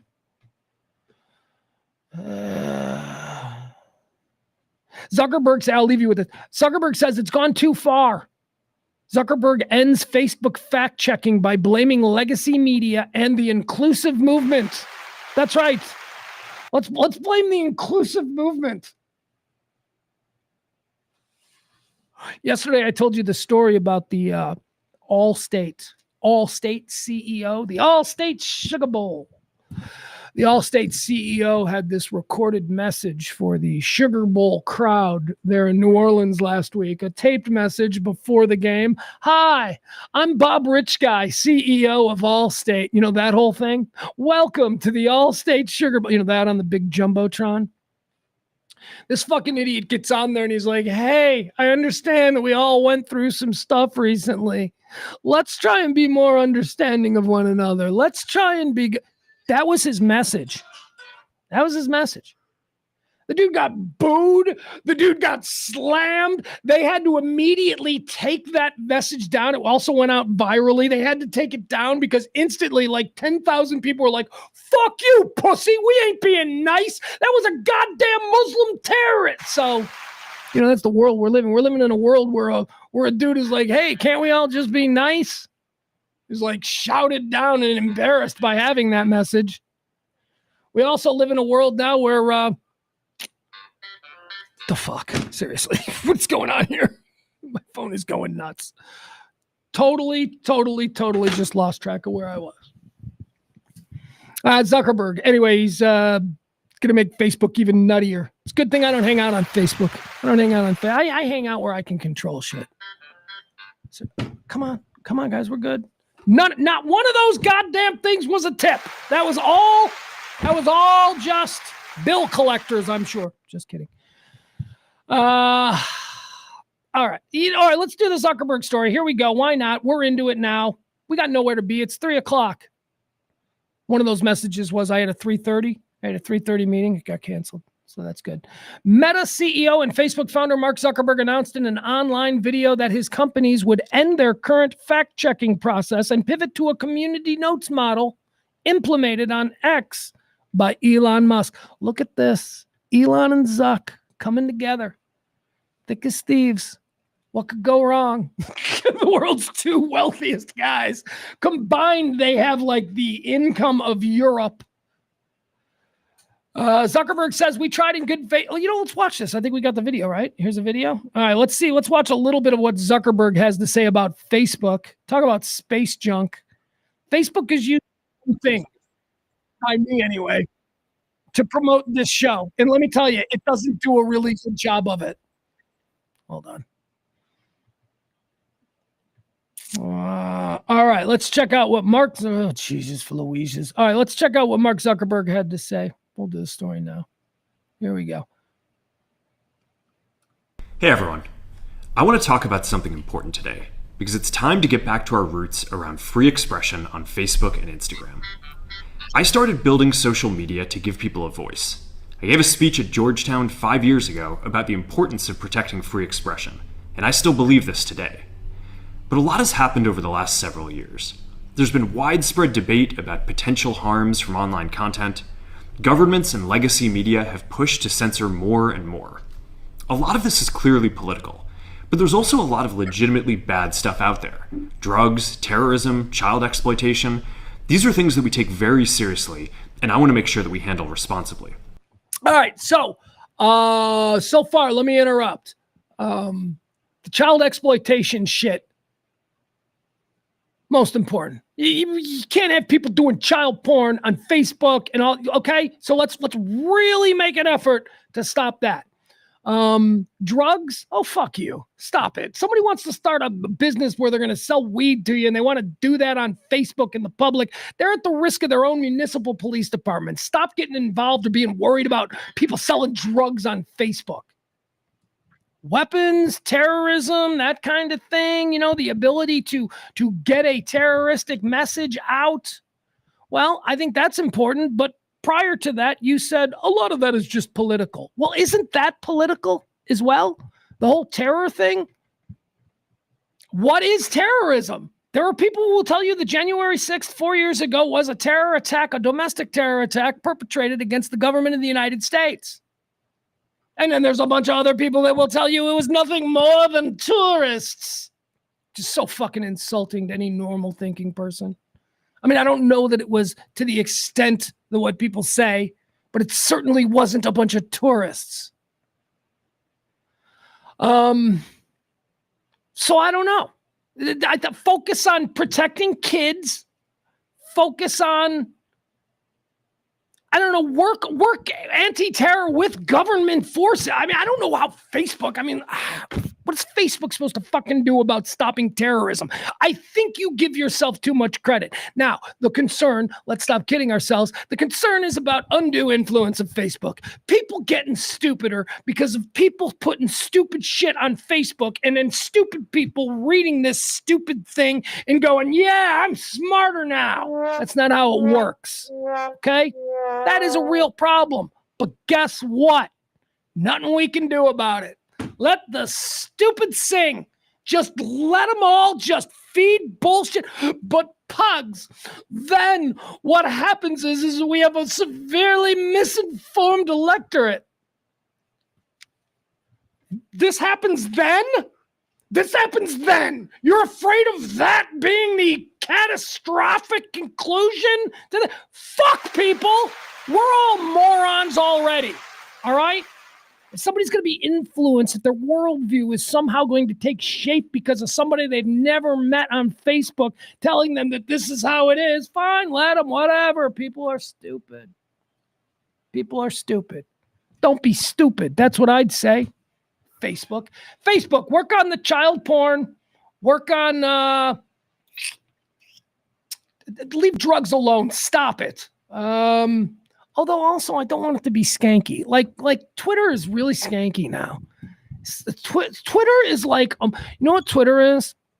What's that mall off 635 and like, what is that, like Beltline? Or that's not Beltline, but it's 635, Garden Ridge, Valley View. Is it Valley View? I think it might be Valley View. You know what Twitter is? Twitter is Valley View. Like not now, because I think Valley View's gone, and I think it's been gone for about 15 years maybe. But when I got here in like 2001, Valley View was kind of okay. It was kind of normal. And then I went back again like 9 years later, and it was like a Turkish bazaar. It was like, what happened here? That's Twitter. That's what's happened to Twitter in the last 3 years. It's gone from like a shiny shopping mall to just like a fucking flea market in Bangladesh. All right. Let's go back to Zuckerberg telling us about how he's going to fix Facebook. So we built a lot of complex systems to moderate content. But the problem with complex systems is they make mistakes. Even if they accidentally censor just 1% of posts, that's millions of people. And we've reached a point where it's just too many mistakes and too much censorship. The recent elections also feel like a cultural tipping point towards once again prioritizing speech. So we're going to get back to our roots and focus on reducing mistakes, simplifying our policies, and restoring free expression on our platforms. Basically what he's saying is he's going to allow politically motivated misinformation to just run rampant on Facebook. And I agree with him. Stop trying to interfere with people trying to manipulate dumb people. Okay? That's just how the world works. Telemarketing, entire industry is built on this. Okay? You tried to stop it with Facebook by going, we're going to stop people from saying really stupid, dumb shit. Nah, you can't do it. That's the problem with social media. Social media has really driven home that we are all failing in this, whatever this human experiment is. We are all failing. Or we're not progressing or evolving quick enough. All right, screw you, Zuck. I don't want to have anything more to do with him. There you go. Mark Zuckerberg. He says, changes are coming to Facebook. I don't know what that means. I'm hardly ever there, so I don't care. April is reporting the breaking news, horrible wildfires between Malibu and Los Angeles right now. Yeah, I'm watching that on my TV. I just didn't know how to cover it. Like, I'm like, there's a fire. Like, let me know, like Leonardo DiCaprio's house, okay? Well, you know, that's when I get interested. Whenever the wildfires break out in LA, Southern California, it's like, tell me the celebrity. Tell me the celebrity whose house is about to go up in flames. And then, yeah. All right, then I'll decide whether or not I care or not. Adam is in the chat room. He says, fun fact, Rob, my best friend in high school is black, and he'd guilt trip our AP history teacher into giving him A's on every paper by somehow trying any. I love it. Tying everything to Marcus Garvey. That's funny.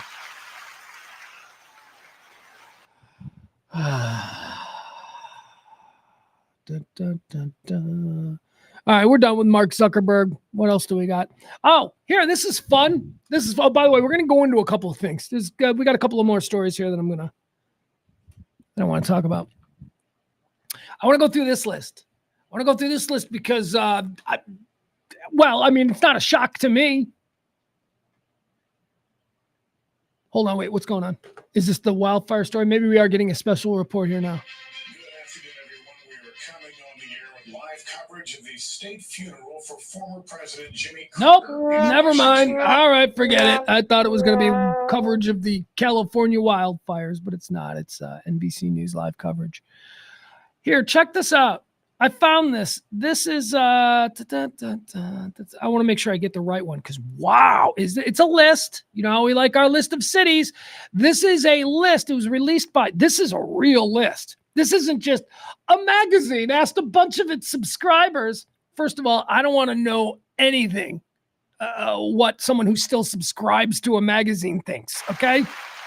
2025. If you're still subscribing to a magazine and participating in polls, I'm just going to ignore all the results.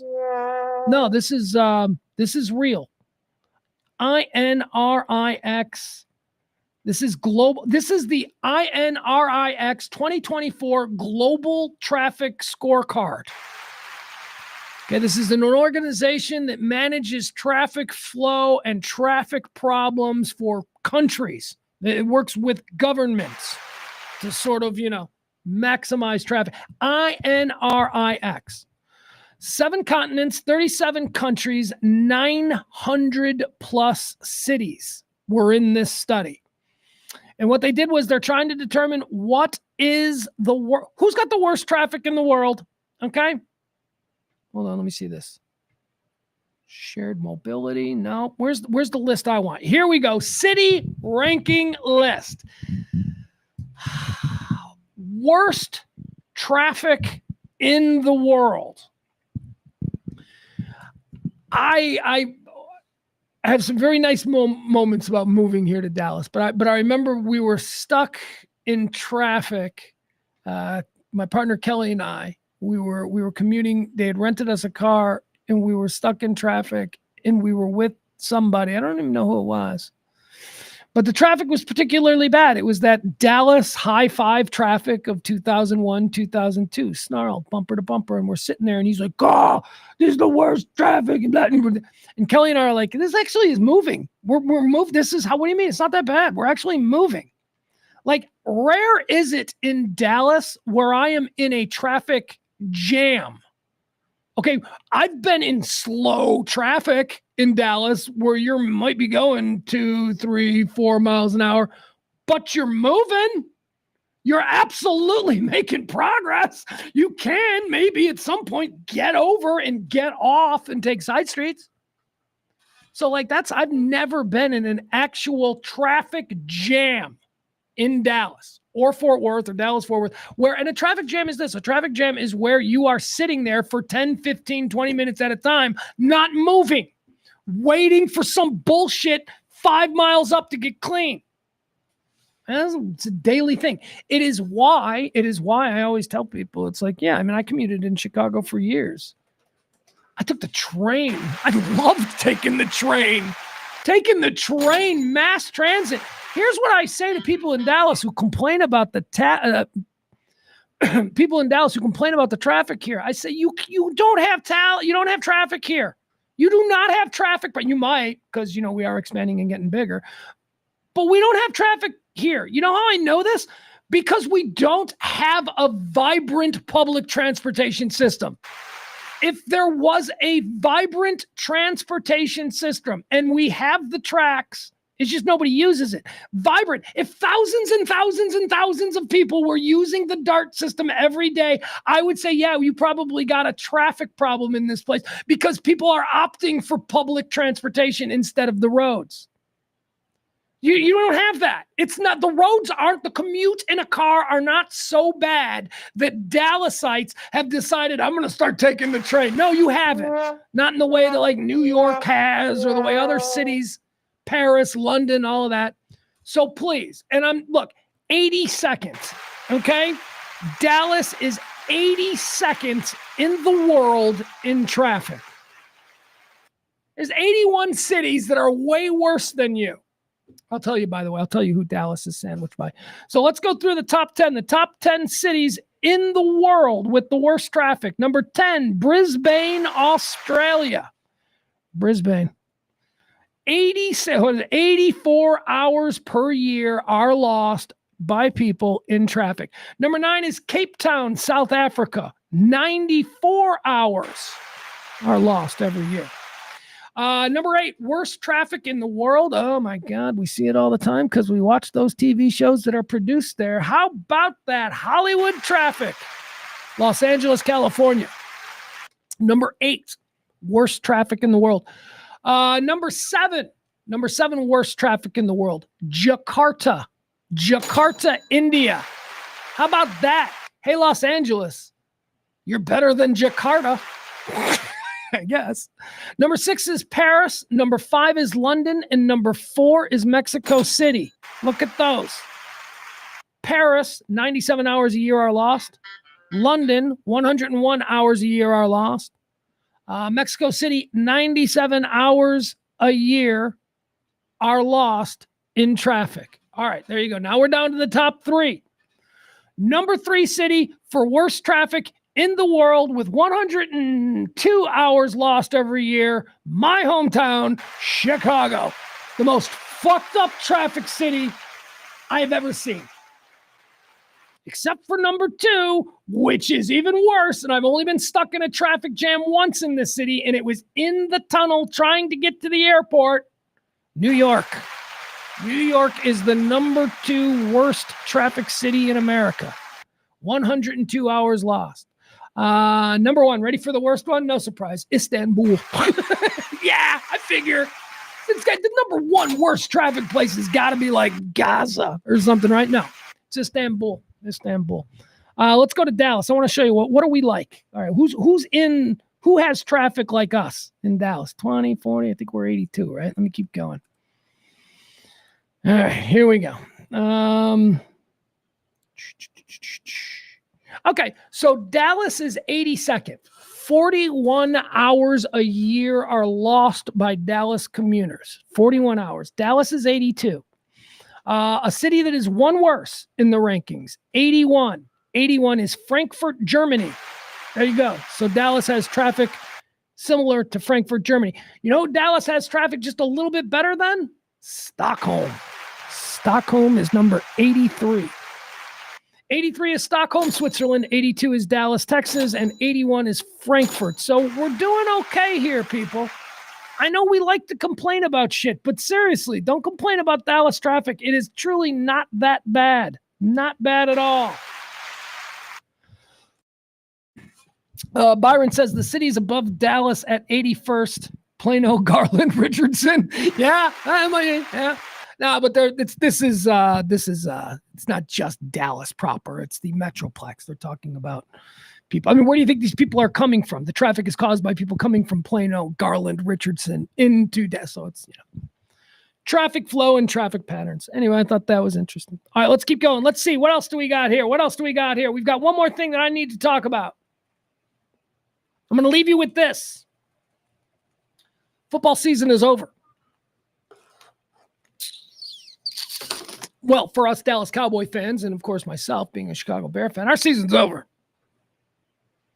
Black Monday was yesterday. And not as many people got fired as I thought. I was surprised. Wait, who got fired? Peterson got fired. I was surprised Daboll got stuck. Daboll's still around. What about Steichen? Did he go? I don't know. Is he fired? I don't know who's out there and who's not out there.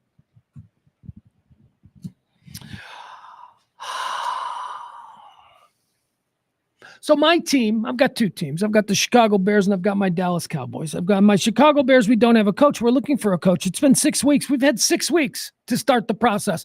Listen to our team president today, give it a little press conference. He gave it today. He said, we're going to start the process now. And I'm like, hey, motherfucker, you've had 6 weeks. What do you mean you're starting the process now?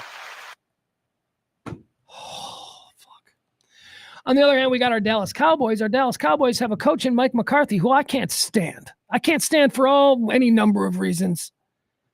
And if I'm being honest, absolutely none of them have to do with football decisions or football choices. I just don't like the guy. Mike McCarthy. So is Mike McCarthy going to stay? Is Mike McCarthy going to go? Is Dallas Cowboys, are they going to have an opening for a head coach? And is their current head coach, Mike McCarthy, is he going to be available to go elsewhere? Now, he's a free agent, which, it's like, fuck you, Jerry. Really? Dead coach coaching. I mean, he's a free agent, which means that 1 week from today, for some reason they got to wait a week. 1 week from today, Mike McCarthy can walk anywhere he wants and sign on as the new head coach of any team. We don't know if he's staying. We don't know if he's going. Cowboy fans have very, very strong feelings about this. So yesterday, news broke that my Chicago Bears are interested in talking to Mike McCarthy. And it is like the work for a guy who's got dual citizenship with his NFL teams. I got my Dallas Cowboys. I got a problem with our coach here. And I got my Chicago Bears, and I've got no coach there. So my Chicago Bears need a coach. Why would I be excited that my Chicago Bears might take as their new coach the problem coach from my I don't want it. I don't want it. Could be talked into it. I might calm down. Somebody might be able to make a case for Mike McCarthy because I think he is a good football coach. I don't know what he is. I've hated him for so long because of the Green Bay Packers. And then he comes down here in Dallas and I just kind of ignore him. And then people start hating on him. And I like that people are hating on him because, I don't like him because of the Packers thing. So I'm like, yeah, I told you McCarthy sucks. And now we've got, but I don't know. Get him over there to Chicago Bears. All right. So that story broke yesterday that the Chicago Bears, and it's not just Mike McCarthy, the Chicago Bears have a whole list of people that they're going to talk to. Okay. Personally, I want Pete Carroll. Pete Carroll is my guy. Pete Carroll is the guy I think that comes in and actually turns this whole damn thing around. Pete Carroll is a Pete Carroll. I said this yesterday. Pete Carroll is a Chicago-style championship coach. Chicago's got a style. Chicago loves their intellectual jocks. Pete Carroll is right there in line with Phil Jackson, who is giving his players Hemingway novels to read and talking to them about personally connecting with Joe Madden of the Chicago Cubs, who led the Cubs to a world championship. Joe Madden is another one of these intellectual jock types. That's Pete Carroll. This city loves that. The city of Chicago loves the smart, thoughtful, accomplished guy. Okay. And so Pete Carroll is that. Oh, but he's old. He's 72. Pete Carroll is the youngest 72-year-old you've ever seen. Pete Carroll still runs 5 miles a day. That's true. Pete Carroll is in great shape, and Pete Carroll wants to do something. Pete Carroll wants to coach again. So I say, let's bring 72-year-old Pete Carroll in. Why are we bringing him in? To develop our fucking franchise quarterback, because I want somebody working with my quarterback who I can at least trust and go, yeah, well, he's done it before. And my God, has Pete Carroll developed quarterbacks. Not bad for a defensive coach, right? No, and that's the other thing. Pete Carroll's not a defensive coach. Pete Carroll is a head coach. Pete Carroll was a quarterback in high school and then became a defensive backs coach in the NFL, but also was a quarterbacks coach in the NFL before becoming a successful head coach. Pete Carroll is not a defensive-minded coach, okay? He's a head coach. And I want him to come in, and I think Pete Carroll's got maybe 2-3 years in him. I think that's really all he wants. And those are the 2-3 years that we need Caleb Williams, the number 1 draft pick from last year, to really kind of get comfortable with the league. And I can't think of a better fucking dude to do that than bring in old Pete Carroll. Wobble with Pete Carroll, then you're going to be looking for a new coach in 2-3 years. No, we're not. See, because this is where we have the advantage of having Pete Carroll and knowing that he's not going to be here for 5 years. This is where we develop a Pete Carroll offensive coordinator to be the offensive coordinator for Caleb. And instead of, like is the case everywhere else, when an offensive coordinator develops a quarterback to success, that offensive coordinator, Ben Johnson, leaves the team. Not in the Bears case. The offensive coordinator who Pete Carroll has to work and develop is going to take over as head coach if all things go according to plan. I think that's a great plan. I think you bring in a culture guy like Pete Carroll, who has mad respect by everybody in the league. People love him. Marshawn Lynch doesn't, though. Russell Wilson also has a bit of a problem now with Pete Carroll, but I think that what we know about Russell Wilson, I think we know that's probably a Russell Wilson thing. Oh, here's a funny Russell Wilson story. So, Marshawn Lynch was he was on some podcast recently I was listening to. Marshawn Lynch was talking about his relationship with Russell Wilson, and he said, I had no relationship with Russell Wilson the whole time we played together. Russell Wilson is like this other kind of thing. Now, I would argue that I think Marshawn Lynch is also another kind of thing. So maybe you just had these two truly unique individuals who just couldn't find, but they're both weirdos, okay? Let's not pretend like Marshawn Lynch is the normal one. He's a weirdo. Anyway, Marshawn Lynch said, yeah, no, I never really had any kind of relationship with him. And he's like, well, what do you mean? He's like, well, here's an example of my relationship with Russell Wilson.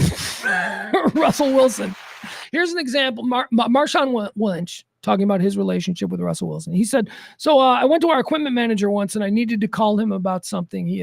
There was a problem and I wanted to make sure that we set it straight. And I wanted to man to man. I wanted to say, hey, Russ, look, you're my guy. I'm your guy. I'm there for you. You're there for me. So I went to the equipment manager. I said, look, you got Russ's number. I need to give him a call. I want to make sure that this doesn't get out of hand. And the equipment manager goes, yeah, hold on.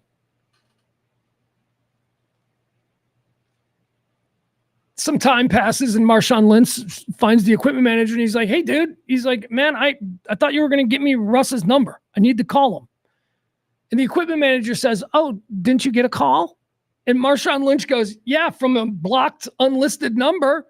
And he goes, yeah, that was Russ. That was Russ calling you. Russell Wilson didn't want his teammates having his fucking phone number. That's fucking weird, man. That is some weird non-leadership type. Okay, anyway. Where were we? We were talking about Mike McCarthy. We were talking about how Mike McCarthy is the guy who is now rumored to be one of the people the Chicago Bears want to talk about. I want Pete Carroll. Anyway, there we go. So how did Mike McCarthy go over? How did the Mike McCarthy news go over in Chicago on Chicago Sports Radio? I want to play this for you because this I loved. I love this. As soon as this broke, I'm like, oh God. So I listened to a sports radio station in Chicago called The Score. It's very similar to the success that The Ticket has had here. It's the station there. There's also an ESPN 1000, which is a big sports station in Chicago too. It's not as big as The Score. The Score is the real one. Danny Parkins used to be the host of the afternoon show, Parkins and Spiegel, and Danny Parkins left a couple of months ago to go take a big TV show in Fox Sports 1. I don't know what it's called, the morning show, The Facility, I think it's called. He's great. Danny's great. He's young. He's in his 30s. He's a shit talker. He's funny. And all good things are coming to him, and I couldn't be happier for him because, as I say, I'm a fan. I'm a fan of him. He left, and he ruined my favorite afternoon sports talk show. He left. But that's okay because they just took my favorite guy from the midday show and put him in afternoons. And now we've got Spiegel and Holmes. I think it's now instead of Parkins and Spiegel, it is now Spiegel and Holmes. So I want to play a little bit of this for you. This is last night on Spiegel and Holmes, my favorite afternoon drive show. Upon receiving news that Dallas Cowboy head coach Mike McCarthy might be coming to Chicago. Former host of the show, Danny Parkins, who now lives in New York City and hosts a morning show on FS1, he had to call in and he had to kind of rant a little. So this is fun, and this is what Chicago essentially thinks of Mike McCarthy as the next coach. On Mike now, because someone had some thoughts on Mike McCarthy. Hello, mystery caller. Hi, guys.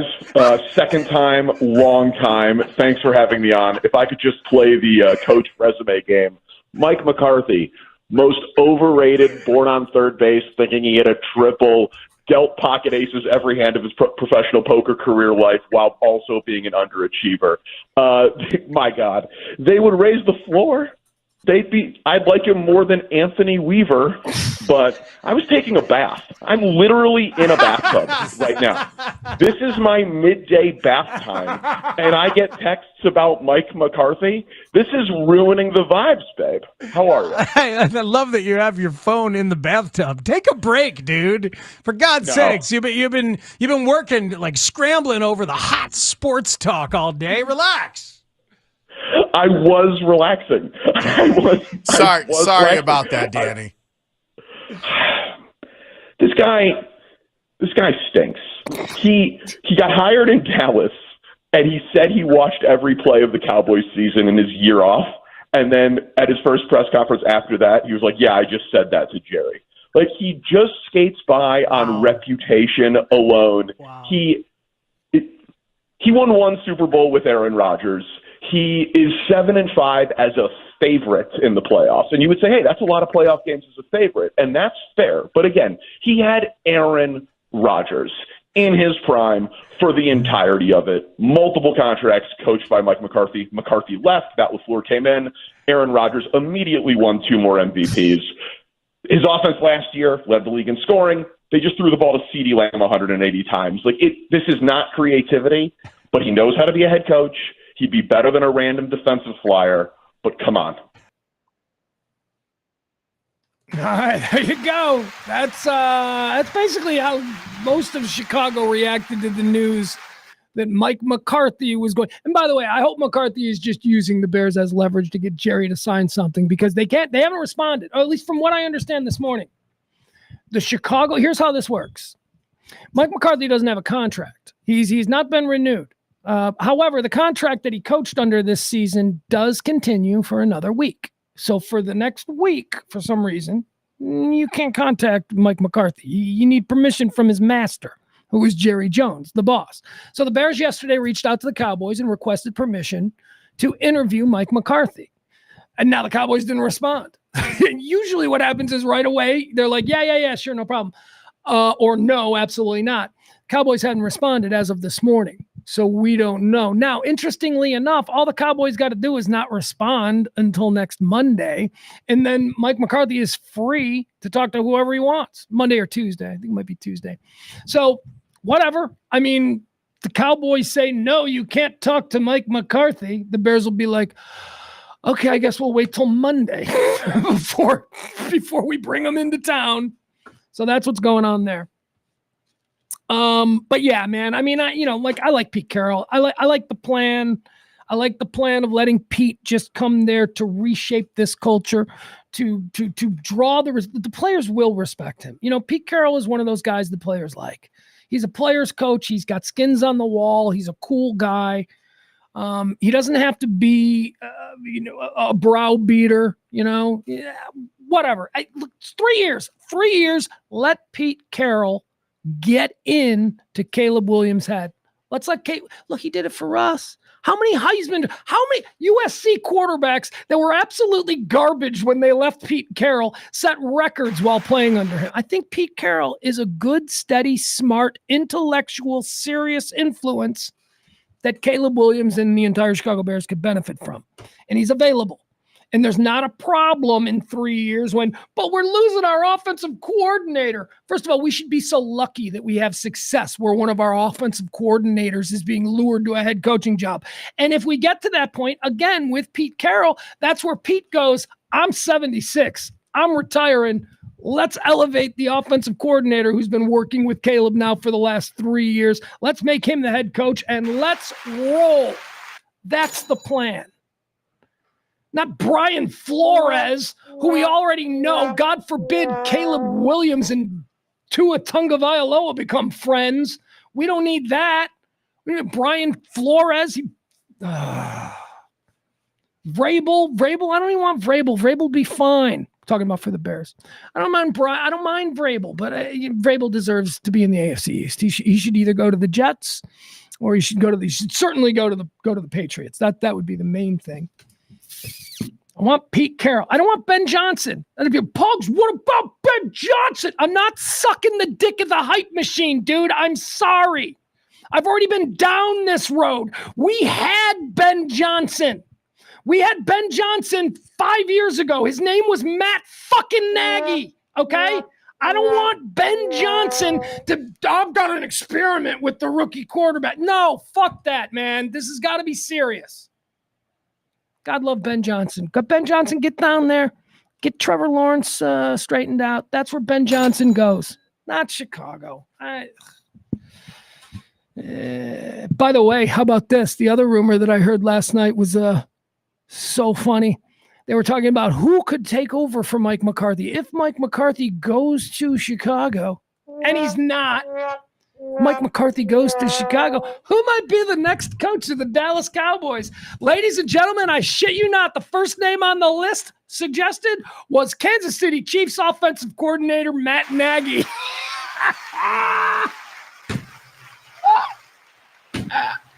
Do you know what my 15-year-old son would do if Mike McCarthy became the head coach of the Chicago Bears and Matt Nagy became the head coach of the Dallas Cowboys? He would stop watching football. He would never watch football again. He's like, Dad, this isn't right. I'm like, I know it's not right, son, but I can't explain it. Seriously. Matt Nagy. And then Matt Nagy will come down here and win a Super Bowl. Matt Nagy will. Can I be honest? God's honest truth. We're doing a little sports talk here, having a little fun. Matt Nagy would not be an insane choice for head coach of the Chicago Bears. Matt Nagy was not. I didn't like the way Matt Nagy. I don't know what happened. Let me start from the beginning.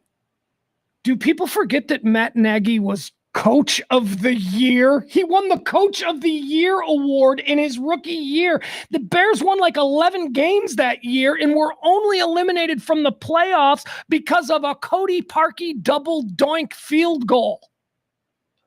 Matt Nagy, for all intents and purposes, in his first year as a head coach, won Coach of the Year and had his team winning a playoff game against the eventual Super Bowl champion Philadelphia Eagles. That's the other thing. The Bears were going to win that game. The Philadelphia Eagles would go on to win the Super Bowl that year. And the Matt Nagy coach Chicago Bears, did we have Mitch? This was Mitch, right? Yeah, with Mitch. Mitch was a Pro Bowler. Mitch Trubisky was a Pro Bowler. Yeah, look it up. So Matt Nagy, the shit just came off the wheels. It turned out that Mitch was terrible. And the next season, it was like, oh, Mitch can't do anything. What happened? And then Nagy got blamed for it, and we all started hating on Nagy. But I got to be honest with you, man.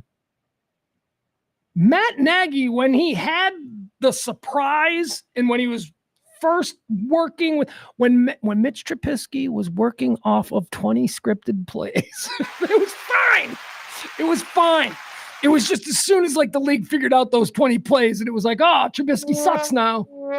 But yeah, so I wouldn't be, my son would. My son hates Matt Nagy, but my son was too young at the time of the Matt Nagy thing. He was like 10, 11, 12 when Nagy was coach of the Bears. He didn't really understand football the way he does now. So I don't know, but wouldn't that be fun? Adam says they didn't win the Super Bowl that year. No, are you right? Was it the year before? Was this the year where they were defending Super? Maybe that was it. I know there was some anchor to it. It wasn't like, oh, they lost on a double doink to the team that would win the Super Bowl, which is what I said. It was, oh, they lost a double doink to the defending Super Bowl champ. That's what it was. Yeah. Okay. Maybe.